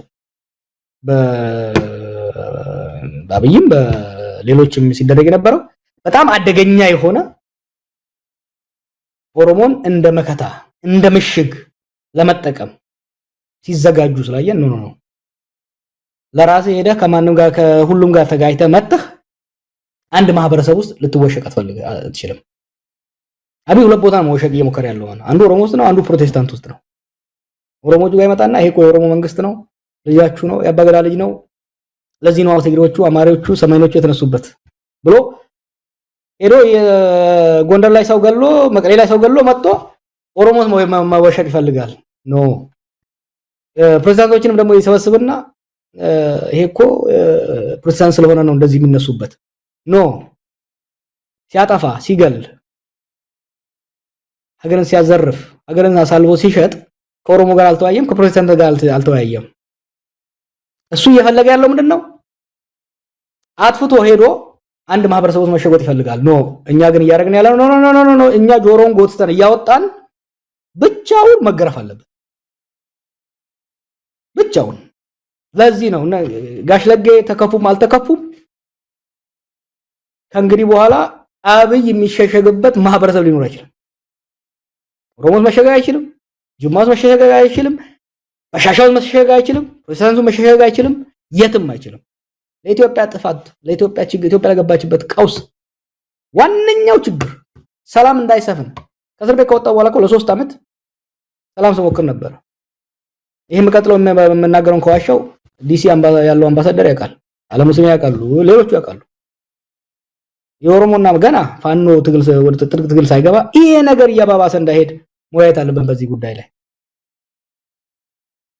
ሰው የተካሄዱ ገብቶበት ያስቆመው አብይ ነው እና የጥፋቶች ምንጭ ብቻ ሳይሆን ግጭቶች እንዳይበርዱ እንዳይቆሙ ከትግራይ ጋር ፕሪቶሪያ ሲስማሙ this on record 4 ኃይሎች ናቸው የተዋጉት። የትግራይ ኃይል አለ፣ የኤርትራ ኃይል አለ፣ የአማራ ኃይል አለ፣ የፌደራል መንግስት ኃይል አለ። 4 ሆኖ ተዋግቶ 2 ሊታረቅ አይችልም። በጦርነት የተካፈሉ ኃይሎች በሙሉ መደራደር አለባቸው ሲባል ኖ ትግራዮቹን ይዤ ኤርትራን መታለሁ፣ አማራ ነጥላለሁ። this was his word እኮ ሄሮ ካልኩሌት አደረገ። አገራችን እንደዛ አይነት ጫወታማ አይሆንም። ከዛ ከሁሉም ደግሞ ሲያጣ አሁን ያባገዳ ልጅ ሆኖ ቡልኮ ተከናንቦ ኦሮሞ ማከኩ ብሎ ጣጣውንና ጦሱን ኦሮሞስ ሊያመጣው we say no not in our name ጋሽ ለጌ ቅር ቢሎትም እኛ አይደለም ሰፊውን የኦሮሞ ህዝብ አይደለም ሌላውን ፕሮቴስታንት ጋሽ ለጌንም አናካም ፎከሳችን አብይ ላይ ነው ማለት ጆሃር እዚህ ላይ በጣም አስገራሚው ነገር ወቀሳው ላይ ለምን ብቻውን ነጥላችሁ ተወቅሱታላችሁ ይሉና ስኬቱ ላይ ደግሞ አሁን የሚያወሩት ስኬት የዚህም የዛም አብይ ተነጥሎ እንዲሞገስ ተነጥሎ እንዲታይ ያደርጋሉ ለምስጋናው እሱን ለወቀሳው ግን በጋራ አድርጉት የሚሉት አካሄድ ምን ያህል ያስኬዳል አሰቆር የሚገርም የሆነች ቡግና ወረዳ ምናምን ቀበሌ ውስጥ ሽንት ቤት ከተሰራ በጠቅላይ ሚኒስትሩ ሐሳብ አመንጭነት ተብሎ ይሰራል አሁን ገራ ሲበስባቸው ትንሽ ተዋል እንጂ ይሄ የኢንዶክትሪኔሽን ዶክመንቶች ሲመጡ እያንዳንዱ ፓራግራፍ በጠቅላይ ሚኒስትራችን አመራር ሰጪነት ሐሳብ አመንጭነት ኤቭሪቲንግ ለሁሉም ነገር እሱን ክሬዲት ያደርጉትና በረጋጭ ላይ ለመሾም ተጠንቀቅ ሰዎች እንዳላስተቀና ለመሾም ፖስት የሚደረጉ ነገሮችን ልናገር ነበር ፈጣሪ ያወጣኝና ለመሾም በአሁኑ ጊዜ መስራት የለብህም መማር የለብህም የምትመራው ሚኒስትሪ ጠንክረህ መታየት የለብህም ነው በፌስቡክ እና በስብሰባ ላይ አብይን ማሞገስ አለብህ that's only criteria ብልጽግና እንኳን እኮ አይሉም ብልጽግና ፓርቲ እንኳን እኮ አይሉም ኢትዮጵያ ሰራች ኢትዮጵያ ሀገር ሰራች ሱሱ ሌላ ሀገር ብልጽግና አይሉም በጠቅላይ ሚኒስትራችን ብለው መጨረሻ ላይ ልክ እነሱ ያመጡ ነጥለን ደሞኛ ታርጌት ስናደርግ ማለቃቀስ ጀመሩ እና እነሱ የሚያደርጉት ነው ሪቨርስ ያደረግነው ሌላ ምንም ያደረግነው እሱም ያን የሚያደርገው ራሱን ለመካብ ሳይኮሎጂካል ፕሮብለም እና we know እኛ እሱን ታርጌት ስናደርግ ስትራቴጂካሊ የሳይኮሎጂካል ዋርፌር ኤሌመንት አለው ከማህበረሰብ ተደብቆ ማህበረሰቦችን ለማጋጨት ያለውን እድል ለማጥበብ በነገራችን ላይ ሰሞኑን የሚያደርገውን ተመልከት ሶማሌና ኦሮሞ ለ7 አመታት ሰላም ነው የኖረው በአዲስ መልኩ ኦሎፍሰን በአንድ ሳምንት ውስጥ ከቦርዶዴ እስከ ሞያሌ ግጭት ተቀሰቀሰ ወለጋ ውስጥ ድሮ ሸኔ ብሎ ራሱ በመሰረተው አማራ ሲጨፈጨፍ ነበር አሁን ደግሞ ፋኖ የሚባል ራሱ ያኔ ያደራጃቸውን እንደገና እነሱ ደግሞ አሁን አምጥቶ ኦሮሞችን ያስገድና ሰሞኑን ምረምጮት ፋኖ ኦሮሞን ጨፈጨፈ ያኔ ሰው ሳይነቃ ሸኔ ኦሮሞ አማራን ጨፈጨፈ ብለው ሰውን ሲያስቆጡ እንደነበሩት አማራውን ሲያስቆጡ እንደነበሩ አሁን ደግሞ ኦሮሞን ለማስቆጣት ሰሞኑን ይሄ ፋኖና ወይሌ ተወያዩ እኛም ደግሞ ተወያየ ይህቺ ብቻ ለማፍረስ ስለፈለገ ይሄን ያደርጋል በኦሮሞስ መካከል በአማራ መካከል ጎንደርና ጎጃም በኦሮሞ መካከል ጎሳዎችን ዞኖችን እንዲህ ለማድረግ ይሞክራል ያበይ ምሽግ ኢትዮጵያ ነበር ኢትዮጵያ ለቆ አሁን ኦሮሞ ስለመግባት ነው ኦሮሞስ ደግሞ ስንወጥረው አይተ እንደሆነ ጅማ ነው የሚሮጠው ጅማ እኮ ልዩ ተጎጂ እንጂ ልዩ ተጠቃሚ አይደለም ጅማ ውስጥ ያለውን ጭቆና ይከኑ ብሊቤት አሁን ደግሞ በሻሻ ሄዶ ትምህርት ቤት እንትን እያለ ነበር ነው በሻሻም የኢትዮጵያ አካል ነው የኦሮሚያ አካል ነው ህዝባችን ነው በሻሻው ያለው ህዝብ ማንም ወንበዴ እዚህም ዘርፎ እዛም ገሎ እዚህም አድምቶ ህዝቡስ ሊደበቅ አይችልም ስለዚህ ነጥለን ሰርጂካሊ አብይ ሪሙቭ እናደርጋለን ስራው የሆነ መሆን ያለበት ስለዚህ ጃዋር አብይ አህመድ የሁሉ ነገር ፈጣሪ የሁሉ ነገር ፈላሽ ቆራጭ ከሆነ ሌሎቹ ምን ያያሰቡ ነው ሌሎቹ የብልጽግና ሰዎች እንበላቸው በትግል ታሪክም በኢሃዲግ አባልነትም አንጋፋ ነባር የሆኑ ሁሉ አሉ ከነሱ ሁሉ ቀድሞሱ ብቸኛው ላይ እነዛ ምን ያያደረጉ ነው እንግዲህ የጥፋቱ አካል ነገ ከነጎዲያ መሆናቸው አይቀርም ትላንት እንዲነበርን ማለት ምንም ትርጉም አይኖርም ነፃ ያረጋቸውም ግን ምን ያያደረጉ ነው አምነውበት ነው ወይስ ቀደም ሲል እንዳልከው ሹመትና ምንድነው ጥቅም ፈልገው ነው ዙሪያውን የከበቡት ምን ፈልገው ነው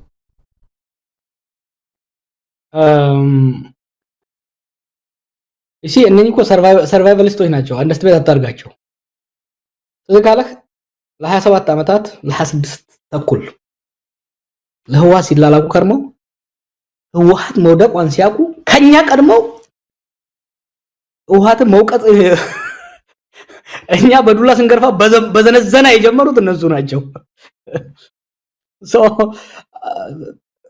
ካልኩሌት ያርጉ ነው ካልኩሌት እያደረጉ ነው። ካልኩሌት አሁን ባቡሯ የጋው ነው እንትን የምትለውን የሚለውን እየጠበቁ ነው። ቀድመው ከዘለሉ አብይ ይበላናል፣ ዘግይተን ከዘለልን ደግሞ ለውጡ ይበላናል። ስለዚህ ዶንት ቢ ሰርፕራይዝ ከኛ ቀድመው አንገቱን ይዘው ከወረወሩት እንዳይገርም። ለዚህ ጠቋሚ ብዙ ነገሮች አሉ። በወታደራዊ ኃይል ውስጥም በሌሎች ኃይሎች ውስጥም በሁለት ልትከፍሉት ይችላል። አሁን ስርዓቱ ውስጥ ያለውን ሰው አንዱ ኦፖርቹኒስት የሆነ በተለይ ደግሞ ከ2018ቱ ልምድ በመነሳት በመጨረሻው ሰዓት በባከነ ሰዓትም ቢሆን የለውጥ አካል ሆኜ የለውጥ ሻምፒዮን ሆኜ የለውጡ ባቡር የፊት ለፊት ተቀማጭ ተሳፋሪ የቪአይፒ ሴክሽን ተሳፋሪ መሆን የሚፈልጉም አሉ። ሌሎች ደግሞ የዘውዬ ሂዝ ሞር ኦፍ ላያቢሊቲ ዛን አሴት ሀገርን ማፈራረስ ብቻ አይደለም ጠቅሞናል ብለን እንድዘርፍ ፈቅዶልን ዘርፈን በእጃችን የያዝናትን ራሱ ሳንበላትና ሳናጣጥማት ሊወድቅ ነው። ይዞን ሳይወድቅ ሀገርን ይዞ ሳይወድቅ መላልንልበት ይገባል የሚሉ ኃይሎች ናቸው። እንናበባለን፣ ከተወሰኑት ጋራ እናነባቸዋለን፣ ያነቡናል፣ እንናበባለን እና ይሄ የኢህአዴግ ትርፍራፊዎችን you have to admire them when it comes to retail politics ጎዞ ናቸውና I think they will make the right choice ለሀገርና ለህዝብ እንኳን ባይሆን ለራሳቸው ወደፊት ተጣፈንታ ሲሉ በቅርብ መስመር እንደሚያስተካክሉ እርግጠኛ ነኝ። ምናልባት ወደ ኋላ ላይ ከዚህ ጋር የተያዘ ምክንያቱም ያንዴም የኢህአዴግን ሰዎች ወደፊት ይዞ የሄደው ለውጥ ነው ተመልሶ ኢህአዴግን ያነገሰውና አሁንም እንደነዚህ አይነት ሰዎችን ተመልሰው ፊት መሪ ሆነው እንዳይመጡ ምን እየተደረገ ያለ ጥንቃቄ አለ የሚለውንም ወደኋላ ላይ እንሳለሁ። ግን እንደው ከቀይሮ ጋር በተያዘ ጀዋር አንተም ሌሎችም የኦሮሞ ሊቃን የሚሉት ነገር አለ። በአብይ ዘመን ኦሮሞ የተጎዳበት ሌላ ዘመን የለም። በጣም ከፍተኛ ጭቆና የኦሮሞ ህዝብ መከራ እየበላ ያለው ከበፊተኞቹ ይልቅ አሁን የከፋ ነው ትላላችሁ። ያንን ዘመን የታገለ የአብይ አህመድ መንግስት እንዲመጣ ያደረገ ህወሓትን አከርካሪውን የሰበረ ከሌሎች ከነፋኖም ጋር በመሆን የቄሮ ትግል ዛሬ ሁሉ መከራ ሲደርስ የት ገባ? እናንተ ያኔ እኛም እናውቀው በኋላ ላይ ናቢ መጣው አንተን ሆነ ሌሎችንም ዋጋችሁን ለማሳነስ ከቄሮ ጀርባኛንን ያለ ነው የሚል ታሪክ አምጥተዋል። በእርግጥ ያኔ በተለያዩ ማህበራዊ መድረኮችም በብዙ ነገር የቄሮ ልሳን የቄሮ ትግል ዋና ምልክት ሆነ ትታይ የነበረው አንተ ነህ። ዛሬ ቄሮ የት ነው ያለው? የሁሉ መከራ ኦሮሞ ህዝብ ላይ ሲደርስ እንደው መረጃው አለ? የምታውቀው ነገር አለ? በቄሮና በኦሮሞ ታጋዮች ላይ እኮ ጦርነት ከተከፈተ 6 ዓመት አት ሚኒመም 6 ዓመት አብይ መጀመሪያ መምታት የጀመረው መጀመሪያ በተለይ ደግሞ የኢትዮጵያን ካባት ለብሶ እኛም ጥሩ የሆነ ሌላውን ለማስረዳት በቂ ጊዜም አልነበረንም፣ በቂ ስራም አልሰራንም። ከዛ የተነሳ የኢትዮጵያን ካባ በመልበስ የቄሮን አስፈሪ ሰይጣን አስመስሎ በማቅረብ ከ2018 ጀምሮ ከ2019 ጀምሮ ከፍተኛ የስቴቱ የሀገር መንግስቱ በትር መጀመሪያ ያረፈው በእኛ ላይ ነው፣ በቄሮ ላይ ነው እና ያ ምት የፈጠረው እንትን ትራውማ የፈጠረው ያቅም መዳከም ቀላል አይደለም። እሱን አምነን መውሰድ አለብን። ለዛ ነው ላለፉት አመታት ራሳችንን መንግስት መገንባት ነበረብን። ዝም ባልኩበት ጊዜም አንዱ ስንሰራ የነበረው ቄሮ አሁን በመንግስቱ ውስጥ የገባ አለ ስራ መስራት ስላለበት ለሚቀጥለው ለውጥ ራሱን ለማዘጋጀት በየቦታው የገባ አለ። በተለያዩ ተቋማት ውስጥ ጫካ ያለ በመሩ አመራር ስር በእስር ቤት ያለ አለ። የተገደለ ደግሞ በጣም ብዙ ነው። ኦፍ ኮርስ እድሜውም ሄዷል። እንግዲህ 7 ያኔ 17 የነበረ ዛሬ 24 ነው። ዛሬ ያኔ 25 የነበረ ዛሬ 30 ምናምን ነው። አዛውንት ነውና ከስርም እየወጣ ያለ አለ። ሆኖም ግን አሁን የሚደረገው ትግል በቄሮ ብቻ የሚደረግ አይደለም። በነገራችን ላይ እኔ ወደ ፖለቲካው ስመለስ እነሱ የጠበቁት እንደ ድሮው ቄሮን አደራጅቼ ቄሮን አነቃቅቼ መንገድ ማዘጋ መስሏቸው የሚያውቋቸውን ቄሮዎች መግዛት ወይም ማሰር፣ ማፈን፣ ማታለል ላይ ነው ፎከስ ያደርጉት። አሁን ኢትዮጵያ ያለችበት ችግር በቄሮ ብቻ ሊፈታ የሚችል አይደለም። በአንድ ቡድን ሊፈታ የሚችል አይደለም። በሁሉም የሀገራችን ዜጎች የተባበረ የተናበበ የሀገርና የህዝብን ህልውና ለማዳን በሚደረግ ርብርብ ነው ትግሉ መሄድ ያለበት። ቄሮ ያካበተው ልምድ አለ። ሌሎች የትግል አደረጃጀቶች ያካበቱት ልምድ አለ። ከሌላ ሀገርም ያለን ልምድ በማቀናበር ለውጥ ለማምጣት ብቻ ሳይሆን ያንን ለውጥ ደግሞ ከዚህ በፊት እንዳደረግነው ለውጥ አምጥተን መተው ሳይሆን ያን ለውጥ በባለቤትነት ለስኬት ሽግሩን ለስኬት ሶስት ነገር ለማድረግ ሀገርን ከመፈራረስ ለመታደግ በአብይ አገዛዝ ዘመን የተፈጠሩ ቁስሎችን ለመጠገን ለማጠገግ ከዛ በኋላ ወደ ዲሞክራሲያዊ ስርዓት ለመሸጋገር መረባረብ ያስፈልጋልና ቄሮ አለ፣ ልምዱ አለ፣ ሰዎቹ አሉ በዛ ትግል ውስጥ የተረባረቡ ቤትም ቦታ ቢሆኑ ልባቸው ከህዝባቸው ጋር ነው። የሚያደርጉት ኮንትሪቢዩሽን አለ፣ የሚያደርጉት ሚና ትልቅ ይሆናል። ግን ብቻቸውን እንደ ድሮ ሊንቀሳቀሱ ብቻቸውን ውጤታማ አይሆኑም። ምክንያቱም ችግሩ ቅድም ብያዋለሁ፣ ያኔ እኮ የታገልነው መንግስት ነበረ፣ የስርዓት መሻሻል ነው። እንደውም የስርዓት ለውጥም እኮ አይደለም፣ የመንግስት ለውጥ ሪጂም ቼንጅም እኮ አይደለም። ያኔ የጠየቅነው ስርዓት ነበረ፣ መንግስት ነበረ፣ ዲሞክራሲያዊ እንዲሆን የታገልነው እኩልነትና ፍትሃዊነት እንዲመጣ ነው። ዛሬ ያለው ግን መንግስት ተዳክሞ ተመናምኖ አቅሙ በጣም ስለተመናመነ ሀገር በጣም ስለተዳከመ በአንድ ወገን የሚደረግ ትግል ሀገርን ሊታደግ አይችልም። በመተባበር በመናበብ በመደማመጥ ነው። ጫካ ነፍጥ አንግቦ ጫካ ያለውም በየመንግስቱ ተሰግስጎ አንገቱን ደፍቶ ያለውም የዲያስፖራ ተበትኖ ያለውም ተደማምጦ ለውጥ ማምጣት ያ ለውጥ ደግሞ እንዳይጨናገፍ እንዳይጠለፍ ከሀዲዱ እንዳይወጣ ለመጠበቅ ሁሉም ልምዳችንን ማስተባበር ያስፈልጋል። ጆር ምናልባት ከቄሮ ጋር በተያዘ አንድም ያው አንተ ጭቆናው ወይም በትሩ ስላረፈበት ነው አልክ። ግን ከዛ ባለፈ የኛ ልጆች ናቸው ቤተ መንግስት የገቡት የሚለው አስተሳሰብ በህወሓት ዘመን ጭቆና እንዳለ እያወቁ ኢፍታዊነት እንዳለ እያወቁ ነገር ግን የኛ ልጆች ናቸው ቤተ መንግስት ያሉት የሚል በእንደዚህ አይነት ምክንያት ብቻ ሌላው ደግሞ የጥቅም ተጋሪም በመሆን ለምሳሌ በብዙ ቦታዎች ላይ ወጣቶችን ከሌላው በመንጠቅ ምንድነው ሀብትና ቢዝነስ ውስጥ በማስገባት ረገድ አባብሎ ይወሰዳቸውም አሉ። ስለዚህ በእነዚህ ምክንያቶች ናቸው። ይሄ ደግሞ ከምንም በላይ የኦሮሞን ትግል ጎርቶታል የሚባል ነገር አለና እንደው ይሄም ነገር ተጽዕኖ ፈጥሯል። ቄሮዎች የኛ ልጆች ናቸው ቤተ መንግስት ያሉትና ችግራቸው ይስተካከላል ነገ ከነገ ወዲያ ከቤተ መንግስት ግን ማፈናቀል የለብንም የሚል ከነ ችግሩም ቢሆን የተቀበሉት የቄሮ ወጣቶች አሉ። በጣም ጥቂት ናቸው እንደዛ የሆኑት። መሳይ ፌር ነው አብይ ኦሮሞንም ኢትዮጵያን አይጠቅምም ብሎ መጀመሪያ ያለው እኮ የኦሮሞ ቄሮ እኮ ነው። ከ2018 መጨረሻ አካባቢ ጀምሮ በተለይ 2019 ላይ ወደ አመጽ የተመለሰው ከዛ በኋላ ነፍጣን ግድቦ መሮ ጋር ሄዶ የተደራጀው የኦሮሞ ቄሮ እኮ ነው። መጀመሪያ ላይ ለማን እና ገዱን ተማምኖ ለውጥ ይመጣል ብሎ አስቦ ነበር። አብይን በሰስፒሸስ ላይ የተቀበለው ግን ለማ ኢንዶርስ ስላደረጉት ኦኬ የሚል እስቲ ነው የሚል አይነት አመለካከት ነበር። ግን እዛ ሀገር ውስጥ ቱ ቢ ፌር ከማንኛውም ማህበረሰብ ክፍል ቀድሞ ይሄ ሰው የአመራር ብቃት የለውም፣ የኦሮሞን ህዝብንም ሆነ የሌሎች ህዝቦችን ጥቅምና መብት ሊያስከብር አይችልም ብሎ ያመፀው በትር መሳሪያ የሚያነሳው ዛሬ ቆይል የምንለው አብዛኛው ቄሮ ነው። እሱን እንትን ማድረግ የተወሰኑ አሉ። ግን አንተ የምትላቸው ወጣቶች ቄሮዎች አይደሉም። ቄሮ ማለት ዝም ብሎ ወጣቶች ብቻ አይደሉም።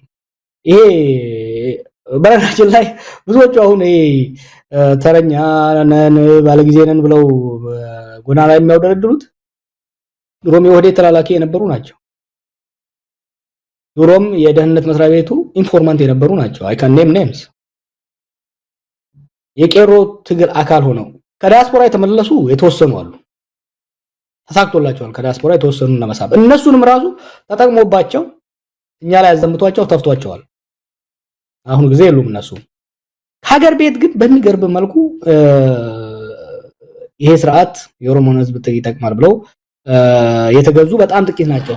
ሆኖም ግን ካለው የኑሮ ውድነትና ካለው የሀገራችን ኢኮኖሚ ጫና አንፃር ጎንበስ ብሎ ስራ ይዞ ተመሳስሎ የሚኖር ብዙ አለ። ተመሳስሎ የሚኖር ይሄ ስርዓት ግን የኦሮሞን ህዝብ ጥቅም ያስጠብቃል ብሎ ያሰበ በጣም ጥቂት ነው።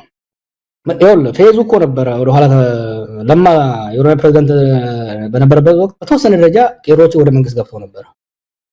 ለማ ከኦሮሚያ ከተነሳ በኋላ የማስወገድ የመመንጠር ስራ ነው የሰራው እና መልሶ ከዛ በፊት አሮጌ ኦህዴድ የምንለው መልሶ የመሰክሰክ ስራ ነው የተደረገውና አሁን እነሱ ብዙዎቹ አሁን ቄሮ የሚመስሉት ከተማን የሚያጣብቁት በየመናኸሪያው ሰው ሲዘርፉ የነበሩ የትግሉ አካል ያልነበሩ ኢንፋክት በደህንነት መስሪያ ቤቱ ስር ተደራጅተው ሰው ሰልፍ ሲወጣ ሰውን ሲደበድቡ ሲበጠብጡ የነበሩ ልጆች ናቸው።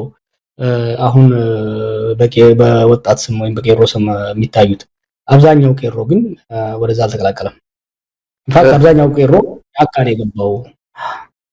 ጀዋር እዚህ ወደ ወቅታዊ ሁኔታዎች በተለይ እናንተ ወደምታደርጉት እንቅስቃሴ እንምጣ። እንግዲህ ጀዋር አሁን በሌላ የፖለቲካ እንቅስቃሴ ውስጥ ነው ያለው። ጀዋር በፊት የጎሪጥ ከሚታያቸው ጋር አሁን ተቀራርቦ እየተነጋገረ ነው። ስለ አጠቃላይ የኢትዮጵያ ለውጥ ነው የሚያወራው። የአንድ ማህበረሰብ ወኪል ብቻ ሆኖ አልቀረበም። በኢትዮጵያ በአጠቃላይ ለውጥ ካልመጣ ትርጉም ያለው ሽግግር አይኖርም በሚልም ከሌሎች ኃይሎች ጋርም እንደዚሁ እየተነጋገራችሁ ነው። እስቲ አዲሱ የፖለቲካ መስመር አዲስ ማለትም ባንችል ግን ከቅርብ ጊዜ ወዲህ በደንብ ወደፊት ገፍተ የመጣው የፖለቲካ መስመር ምንድነው? ምን ግብን ታሳቢ አድርገህ ነው የጀመርከው?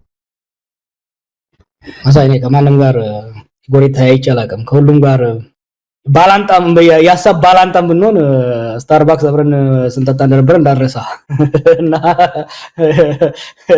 ፖለቲካ ውስጥ ጎሪጥ ሰውን አይቻላቅም። even my harshest critic they remain my friends ለቀልድ ያህል ነው። እንግዲህ ቅድም እንዳልኩ ሀገራችን በጣም በጣም አሳዛኝና አስጊ ሁኔታ ውስጥ ነው የከተታት ይሄ አገዛዝ። ከዚህ ለመውጣት ርብርብ፣ ትብብር የፖለቲካ አማራጭ አይደለም፣ ብቸኛው አማራጭ ነው። ትዝጋለህ ለውጡ እንደመጣ አካባቢ ይሄን ለውጥ በአግባቡ ካልመራ ነው ሀገራችን እንደ ዩጎዝላቪያ ትበታተናለች የሚል ስጋት ነበረኝ። አሁን ያ አይደለም ያለኝ ስጋት። ዩጎዝላቪያን ልናገኝ አንችልም። ሊቢያ ከሊቢያ የባሰ ነው ልንሆን የምንችለው። ዩጎዝላቪያ ማለት ራስ ገዝ ክልሎች ከጦርነት በኋላ ተገነጣጥለው የራሳቸው ሪፐብሊክ የሆኑበት ነው። አሁን አይደለም። ቅርቡ ስለሆነ እንደነበረ ከፎቅ ላይ እንደተወረወረ ማሰሩ ነው የምንሆነውና ህሉና የሰርቫይቫል ጥያቄ ነው ስንል የኢትዮጵያ ሀገር ብቻ ሳይሆን በውስጧ ያሉ ህዝቦችም በትንትናቸው ነው የሚወጣው። ተመልከት ትግራይ ላይ አሁን እየሆነ ያለው ሲሚላር በአማራም በኦሮሚያም በየቦታው ሶማሌም እየሆነ ያለው አብይ እኮ ኢትዮጵያ ውስጥ ያሉ ሰይጣኖቹን በሙሉ የለቀቃቸው ነው የሚመስለው እና የማህበራዊ ሃይማኖታዊ ፖለቲካዊ ሌሎች ተቋሞች በሙሉ ፍራግመንቴሽን ስለመጣ ይሄንን ሰብሰብ ለማድረግ የሀገሪቷ ልሂቅ መሰባሰብ አለበት። ለውጡን ለማምጣት ብቻ አይደለም። መናገራችን ለውጥ ለማምጣት በተለይ አሁን አብይ ከየቦታው ከሁሉም ጋር ተጣልቶ ኦሮሞ ስለገባ አብይ ለመጣል በጣም ቀላሉና አጭሩ መንገድ ኦሮሞን መነካካትና መቀስቀስ ነው። በቀላሉ እንትን ነው ብቻ የመጨረሻው ምሽግ ስለሆነ ያ ምሽግ በተነካካበት ያጠፋዋል። ያ ግን የኦሮሞን ህዝብንም ኢትዮጵያንም አይጠቅምም። ለውጡም በጋራ መምጣት አለበት። ለውጡም የሚመጣው ለውጥም በጋራ መመራት አለበት። ምክንያቱም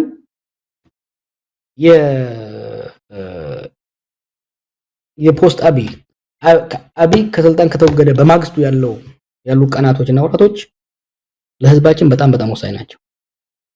ዛሬ ህዝባችንን በጣም የሚያሰጋው ሰው ሞትን ተለማምዷል፣ ችግርን ተለማምዷል። በጣም እያሰጋ ያለው ይሄን ሁሉ ችግር እያለ የተቃጠለ ዝም ያለበት የባሰ እንዳይመጣበት ስለፈራ ነው። ይሄ የባሰ እንዳይመጣ ማረጋገጫ ልሰጠው የምትችለው እንደ ጀዋርም ልሰጠው አትችልም፣ እንደ ኦሮሞም ልሰጠው አትችልም፣ እንደ አማራም ልሰጠው አትችልም። ብቻ ያፋጁናል የሚል ጥርጣሬ ስላለ የሀገሪቷ ልሂቃን መጨረሻ ላይ ይሄ ሰውዬ አፋጅቶን ውስጣችን ፈንጂ አፈንድቶ ይጠፋል የሚል ጥርጣሬ ያለው ህዝብ ያን ፈንጂን ለማምከን የሚያስችል መደማመጥ፣ መቻቻል፣ መገናዘብ፣ መተባበር በሀገሪቷ ሊቅ ህብረ ብሔርና የተለያዩ ቡድኖች መካከል መደማመን መጥቷል የሚለውን ህዝቡ ማየት መቻል አለበት። አብይን ለማስወገድ ብቻ አይደለም that's small part of it 90% አብይ ሰኞ ከተወገደ ከማክሰኞ ጀምሮ ያለውን የሽግግር ዘመን አንደኛ አሁን ያሉ ግጭቶች እንዳይባባሱ አብይ በተወገደ በማግስቱ የአፈሙዝ ላንቃ እንዲዘጋ ማስቻል አለበት። አብይ በተወገደ ማግስት ወጣቶቻችንን ወንድሞቻችን ወደ ጫካ የመሩ የፖለቲካ ጥያቄዎች በፖለቲካ ምህዳርና በፖለቲካ መድረክ መፈታት እንደሚችሉ ዛሬውኑ መስማማት፣ መሰማማት፣ መተባበር ላይ መድረስ መቻል አለበትና አሁን እየሞከርን ያለነው በኢፋን በመናረጋቸው ውይይቶች በውስጥም ከተለያዩ ማህበረሰቦች ጋር እያደረግን ያለነው ውይይት ይሄንን ያማክልና እዚህ ላይ ያነጣጠረ ነው። እኔም ባለኝ ልምድም ባለኝ ዕውቀትም ባለኝ ተመሳሳይነትም ይሄ ዓላማ ወደፊት መሄዱ ለህዝባችን፣ ለሀገራችን፣ ለሁሉ ስታገለል የነበረው የኦሮሞ ህዝብም ሀገራችን ውስጥ ላለው ሁሉም ህዝብም ኢቭን ለጎረቤቶቻችንም ምክንያቱም ዛሬ የኢትዮጵያ ጉዳይ የኢትዮጵያ ብቻ አይደለም ጎረቤቶቻችንን ነካክቷል። አብይ ዛሬ እጁን ሱዳን ውስጥ ከቷል። ከኤርትራ ጋር ፍጥጫ ውስጥ ነው ያለው። ከሶማሊያ ጋር ፍጥጫ ውስጥ ነው ያለው። ከጅቡቲ ጋር ራሱ ተቃቅሯል። እነዚህ ሁሉ ሀገሮች አይናቸው ዛሬ አብይ በተወገደ ማግስት ሀገር ከፈነዳች እንደ ጎርፍ ሊያጥለቀልቀን ይችላል የሚል ስጋት ስላላቸው ለነሱ ራሱ አሹራንስ መስጠት የሚቻለው በአንድ ግለሰብ በአንድ ወገን ሳይሆን ሁሉም መደማመጥና መተባበር ሲችል ብቻ ነው። ምናልባት ጀዋር ሰሞኑን ስብስብ አድርጋችሁ የሀገር ተቆርቋሪዎች የተፈጠረው ነገር ህልውና አደጋው አሳስቧችሁ በጋራ ከተለያየ ቦታ የመጣችሁ ኢትዮጵያውያን መክራችኋል። ነገር ግን ያንን ምክክር ተከትሎ የህዝቡንም አስተያየት ለመስማት ሞክረናል። ያው ብልጽግናው መንደር የነበረው ጫጫታ የሚጠበቅ ነው፣ ብዙም የሚያስገርም አይደለም። ነገር ግን አንዳንድ ወገኖች ያው በፖለቲካ እምነት ያስፈልጋል፣ እናንተም ብቻ የኦሮሞ ሊቃንም ብቻ ሳይሆን ሌሎችንም ጭምር በፊት ከነበራቸው አንጻር አይተው እምነት መጣል አንችልም የሚል ነገር ያነሳሉና የዚህ ችግር አይገጥማችሁም? አንዳንድ ጊዜ ቀና አስባችሁ ብትመጡም የእምነት መጓደል ካለ ይህንን ነገር እንዴት እናስተካክለዋለን? ይዛችሁ የመጣችሁት ነገ ከነጎዲያ ተመሳሳይ የአብይ አህመድ ዘመን ተመሳሳይ የህወሓት ዘመን ላለመሆኑ ዋስትና የለንም ብለው የሚሰጉ ወገኖች አሉ።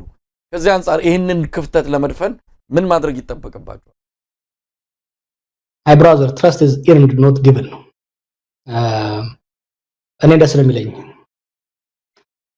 እንደዛ መጠራጠር እንደዛ መስጋት ለአደጋ ያጋልጣል። ያልጠረጠረ ተመነጠረ ነው የሚለው አማራ ሲተረት። ይህ ህዝብ ስንት ጊዜ ተመነጠረ? በ74 ተመነጠረ፣ ለውጥ አመጣ። ለውጡን ወታደር መነጨ ነጠቀው። 91 ለውጥ መጣ፣ ዲሞክራሲ አልተሻገረም። 2018 ለውጥ መጣ፣ አልተሻገረም። ስለዚህ ህዝቡ ቢጠራጠር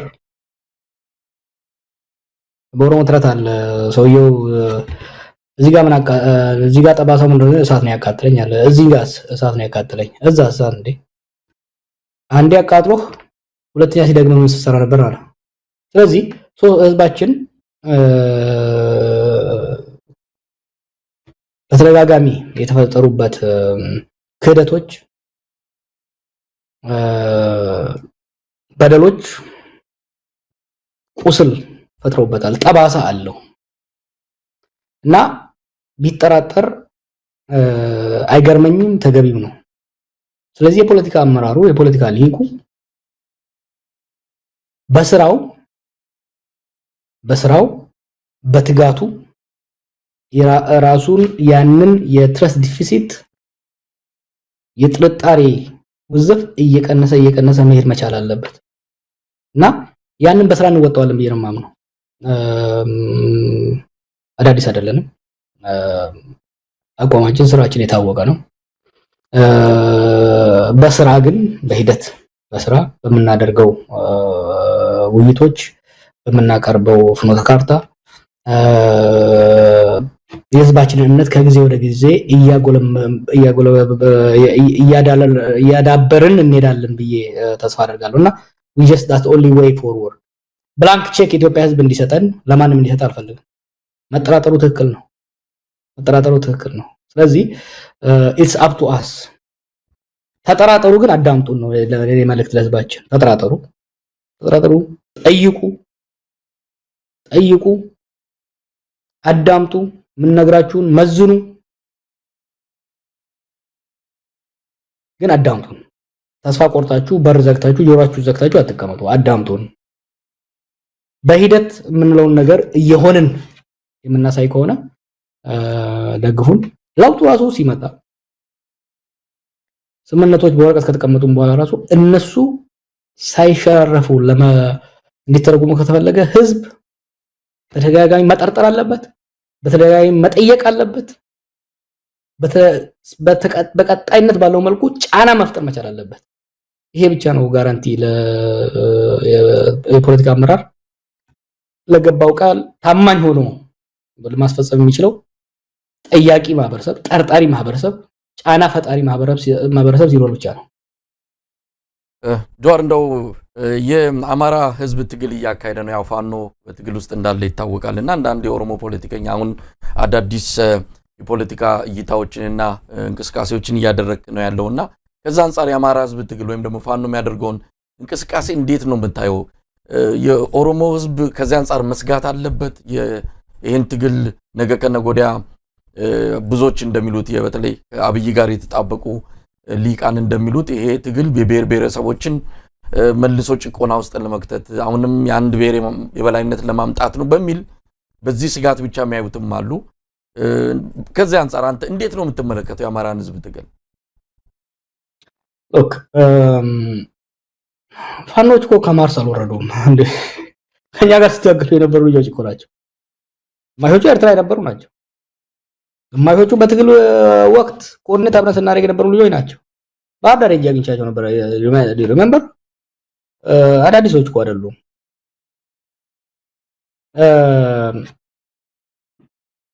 በተለይ ደግሞ ከትግራይ ጦርነት ከፕሪቶሪያ ስምምነት በኋላ ክህደት ተፈጸመብን የሚል ስሜት ውስጥ ገብተው ልዩ ኃይሉን ለማፍረስ የተሄደበት ሂደት ሁሉም ነገር ንዴት ውስጥ ስላስገባው ሪሜምበር ገና ፋኖ ጠመንጃ ይዞ ጫካ ሳይገባ ከነያስ ቤት ጋር ኢንተርቪው ሲሰጥ ፋኖ ትጥቅ መፍታት አለበት የሚል ነገር እና ቢሲ ያመጡ ነው። መጀመሪያ አይምሮ መፍታት አለበት። የነፍጥ መፍታቱ ነፍጥ ማስቀመጡ ቀላል ነው። መጀመሪያ ተካርኩ የሚለው ስሜት ለጥቃት ልጋለጥ ነው የሚለው ስሜት ካልተፋቀ በስተቀር ነፍጥ ለማስፈታት መሄዱ ወደ ግጭት የሚያደርሰው እያልኩ ስናገር ነበር።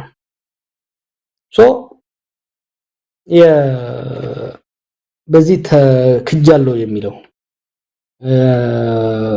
ተበድያለሁ፣ ለጥቃት ተጋልጫለሁ፣ ተጠቅሞብኝ ጣለኝ የሚለው ስሜት ያጋለው ነገር አለ። ሁለተኛ የአማራ ፖለቲካል ኮሚኒቲ በብሔር መታገል የጀመረው ገና አዲስ ነው። እኛ ትግራይ ሶማሌዎች ለረጅም ጊዜ ስንታገልበት ስለነበረ በስሏል ብሔረተኝነቱ። ከዚህ አንፃር ተያይዘው የሚወጡ ሌላ ብሔረሰቦችን ሌላ ማህበረሰቦችን ሊያስከፉ የሚችሉ ብዙ ነገሮች ተብለዋል ባለፉት አመታቶች።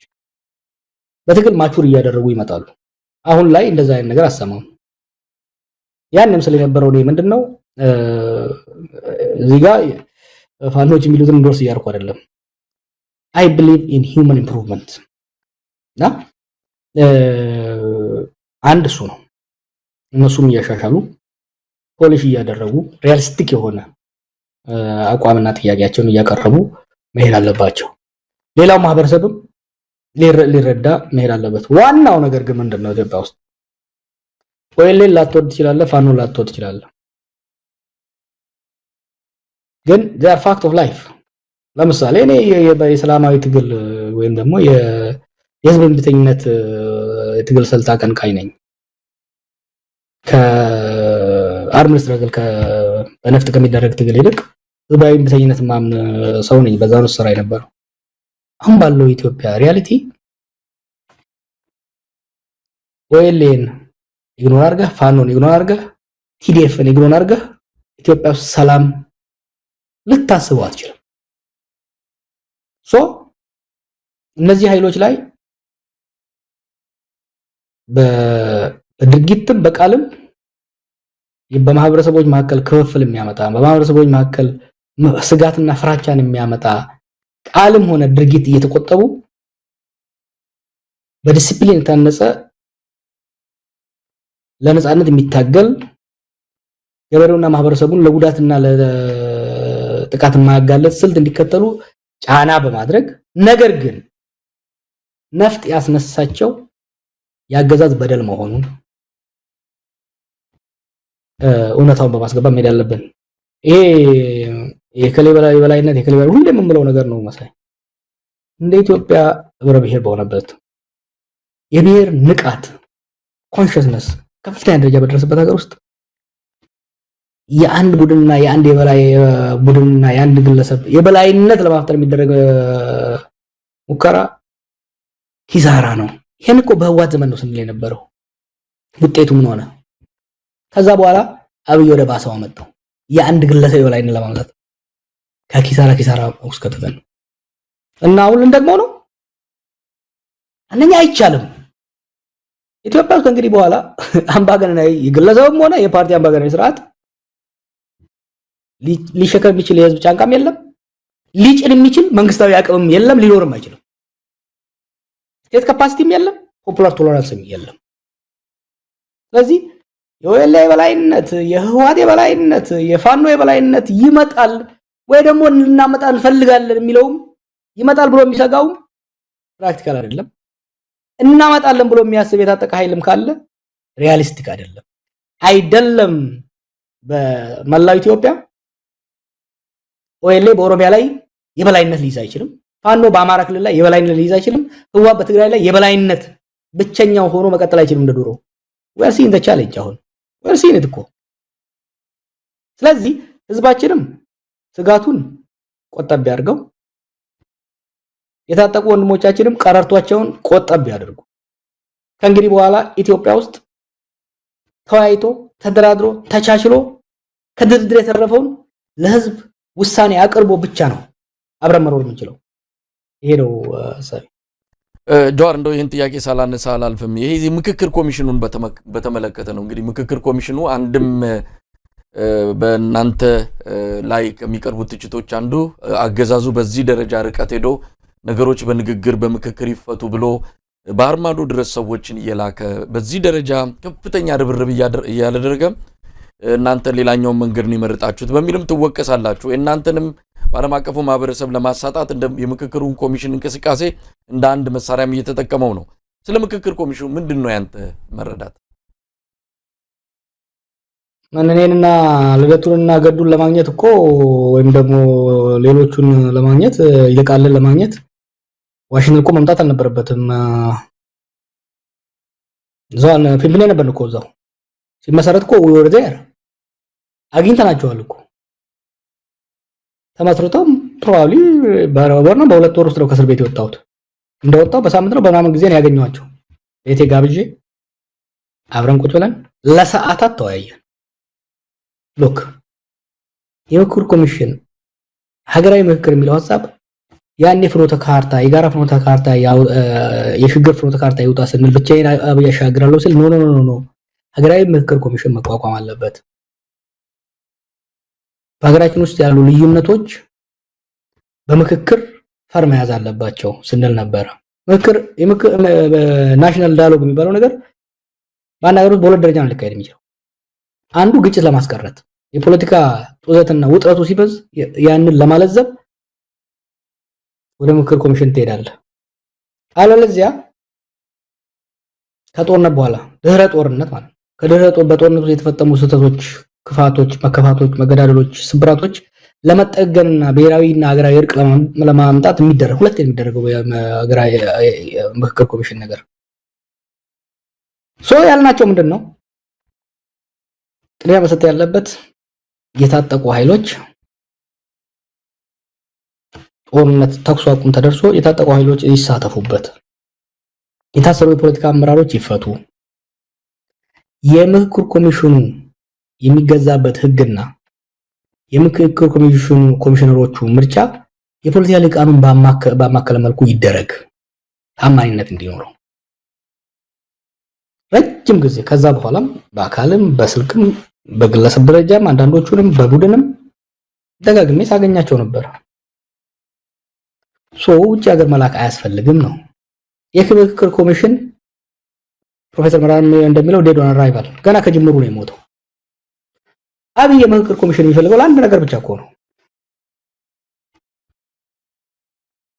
ሲስተሙን ከጠቅላይ ሚኒስትር ወደ ፕሬዝዳንት መቀየር ነው። ይሄን ደግሞ ለምን እንደሚፈልግ ታውቃለህ? የዓለም አቀፍ ስብሰባ ስትሄድ በስታተስ ነው የምትቀመጠው። ንጉስ የሆኑ ሰዎች ፖዲየሙ ጋር ይቀመጣሉ፣ ፕሬዝዳንቶች ይቀመጣሉ፣ ሄድ ኦፍ ስቴት መጀመሪያ እንቀመጥና ሄድ ኦፍ ገቨርንመንት ጠቅላይ ሚኒስትሮች ከፕሬዝዳንቶች ራቅ ብለው ነው የሚቀመጡት። ሶስተኛ ረድፍ ላይ ነው የሚቀመጡትና ይሄን ያየሁት ዊሊያም ሩቶ ኬንያ ላይ ባለሲመቱን ሲያከብር የሌሶቶ ነው ስዋዚ 1 ሚሊዮን ማትሞላ ሀገር ንጉስ ፖዲየሙ ጋር ቁጭ ብሎ 130 ሚሊዮን ሀገር የሚመራው ጠቅላይ ሚኒስትር ጫፍ ላይ አስቀመጡት። እንግዲህ ፕሮቶኮል ነው። አበዳሉ ጥሎት ነው የወጣው። አብይ ምክክር ኮሚሽኑ ነው የሚፈልገው ሰው እንደሚያስበው የኢትዮጵያን የሌሎች ምናምን ባንዲራ ያለውን ኮከብ በአደይ አበባ ለመቀየር ከጠቅላይ ሚኒስትር ራሱን ፕሬዝዳንት አድርጎ ፖዲየም ላይ ቀረብ ብሎ ለመቀመጥ ነው ለመቀየር የሚሄደው። ይሄን ፋሲሊቴት ለማድረግ የሚሄድ ምክክር ኮሚሽን ላይ መሳተፍ ምን ዋጋ አለው? ኢትዮጵያ ምክክር ያስፈልጋታል። እናደርገዋለን። እየተወያየን ነው። ሽግግሩ ወቅት ላይ at what stage ምክክር ማድረግ እንዳለብን፣ በምን ደረጃ ላይ ድርድር ማድረግ እንዳለብን፣ በምን ደረጃ ላይ ፉክክር ማድረግ እንዳለብን እያስቀመጥን ነው። ፕሮቶኮል ካርታ እየነደፍን ነው። በውይይት እናደርገዋለን። እውነተኛ የሆነ ገና ከጅምሩ ዓላማውም አሳታፊ በሆነ አጀንዳዎች በሚቀረጹበት ገለልተኛ እንዲሆን ደግሞ ሁሉም አመኔታ ያለበት ኮሚሽን የሚቋቋምበት ሀገር ሊገነባ በሚችለው መልኩ ሊቁንም ህዝቡን የሚያሳትፍ ምክክር ኮሚሽን እናደርጋለን። ባይ ዘ ወይ ኮሚሽነሮች ውስጥ አንዱም አያምንበትም። በዚህ አይኖርም። አሁንም አወራቸዋለሁ። አንዳቸውም ይሄ ምክክር ኮሚሽን ኢትዮጵያን ይጠቅማል እንደውም ይጎዳል ብለው ነው የሚያምኑት። ግን ከተለያየ ምክንያት የተነሳ ቀጥለውበታል። እኔ ኢትዮጵያ ውስጥ የቃቃ ጨዋታ ተካፋይ መሆን አልፈልግም። ለዚህ ነው እንጂ በግለሰብ ደረጃ አከብራቸዋለሁ። ግን እነሱም ያውቃሉ፣ ሁላችንም የምናውቀው ነገር ነው።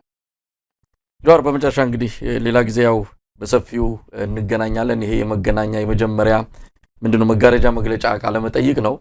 ወደፊት በሰፊው እናወራለን። ስለ ትናንቱም ልናወራ የምንችልበት መድረክ እንደሚኖር እጠብቃለሁ።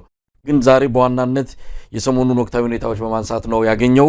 እንደው የምትለው ነገር ካለ እንግዲህ ግርግሩ ጩኸቱ በዝቷል። አዲስ ዓመት አሁን ጳጉሜ 5ቱም ቀናት ስያሜ ተሰጥቶላቸው እንግዲህ ሰፊ የሆነ ፕሮፓጋንዳ ስራ እየተሰራ እንዳለ ነው የምንሰማው። ኢትዮጵያ ስንደውል አንዳንድ ቦታዎች ላይ ምንም የሚሰሙት ነገር የለም። የመንግስት መገናኛ ብዙሃን ስለማይከታተሉ ስላለው ግርግር እኛ እንጂ የምናውቀው እዛ መሬት ላይ ያለው ሰው ብዙም አያውቅም። ሆነም ቀረም በዓል ደርሷል። አዲስ ዓመት ነው። አብይ አህመድ ከፍተኛ ስራ እየሰራ ነው የፕሮፓጋንዳ ላይ። ምን እንጠብቃለን? መልእክትም ካለ በመጨረሻ ዩሲ አንዳንዴ እኮ ግንዛቤ ማነስ አስቸጋሪ ነውና እንዲህ አይነት ወከባ መጀመሪያ ስልጣን ስትይዝ ይሄ ሃኒሙን ኤራ አለ አይደለም? ያኔ አቢማኒያ ኢትዮጵያን ትላለ የተባለ ጊዜ የዛ ጊዜ በእንዲህ አይነት ወከባ የሰውን አይምሮ ሰርቀህ ችግሮቹን እንዲረሳ ታደርጋለህ። ይሰራል። ከዛ ኢንኩምበንሲ የሚባል አለ። አንድ ቡድን አንድ ፓርቲ ወይም አንድ አመራር ስልጣን ላይ ሲወጣ መጀመሪያ አካባቢ ላይ በወከባ ምክንያቱም ሰው በስራ ሊመዝንህ አይችልም። ምንም አልሰራህም እስካሁን በቃል ብቻ ነው የሚመዝንህ። ስለዚህ ቃላት እየደረደርክ ተስፋ እየደረደርክ መደመር መቀነስ እያልክ ልትሸውደው ትችላለህ ህዝብን። 2 ዓመት 3 4 ዓመት 5 ዓመት በላይ ካለፈ ስራ በስራ እየገመገመ ይመጣል ቃላትን ከስራ ጋር አሁን አይደለም 5ቱን ቋግሜ 365ቱን ቀን 24 ሰዓት ቢለፈልፉ ማንም አይሰማቸው ምክንያቱም በተጨባጭ ሰው ኑሮን እየኖረ ነው ያለው አብይ ወጥቶ ሚራክል ኢኮኖሚ ሲኖር ሲል ቤት ውስጥ ዳቦ አጣምታለክስ ህፃናለች ወተት አጣምታለክስ ህፃናለች ልጁን ትምህርት ቤት መላክ ያልቻለ ልብስ ጫማ መቀየር ያልቻለ ቡሌ የሚበላ አስተማሪና ዶክተር አለ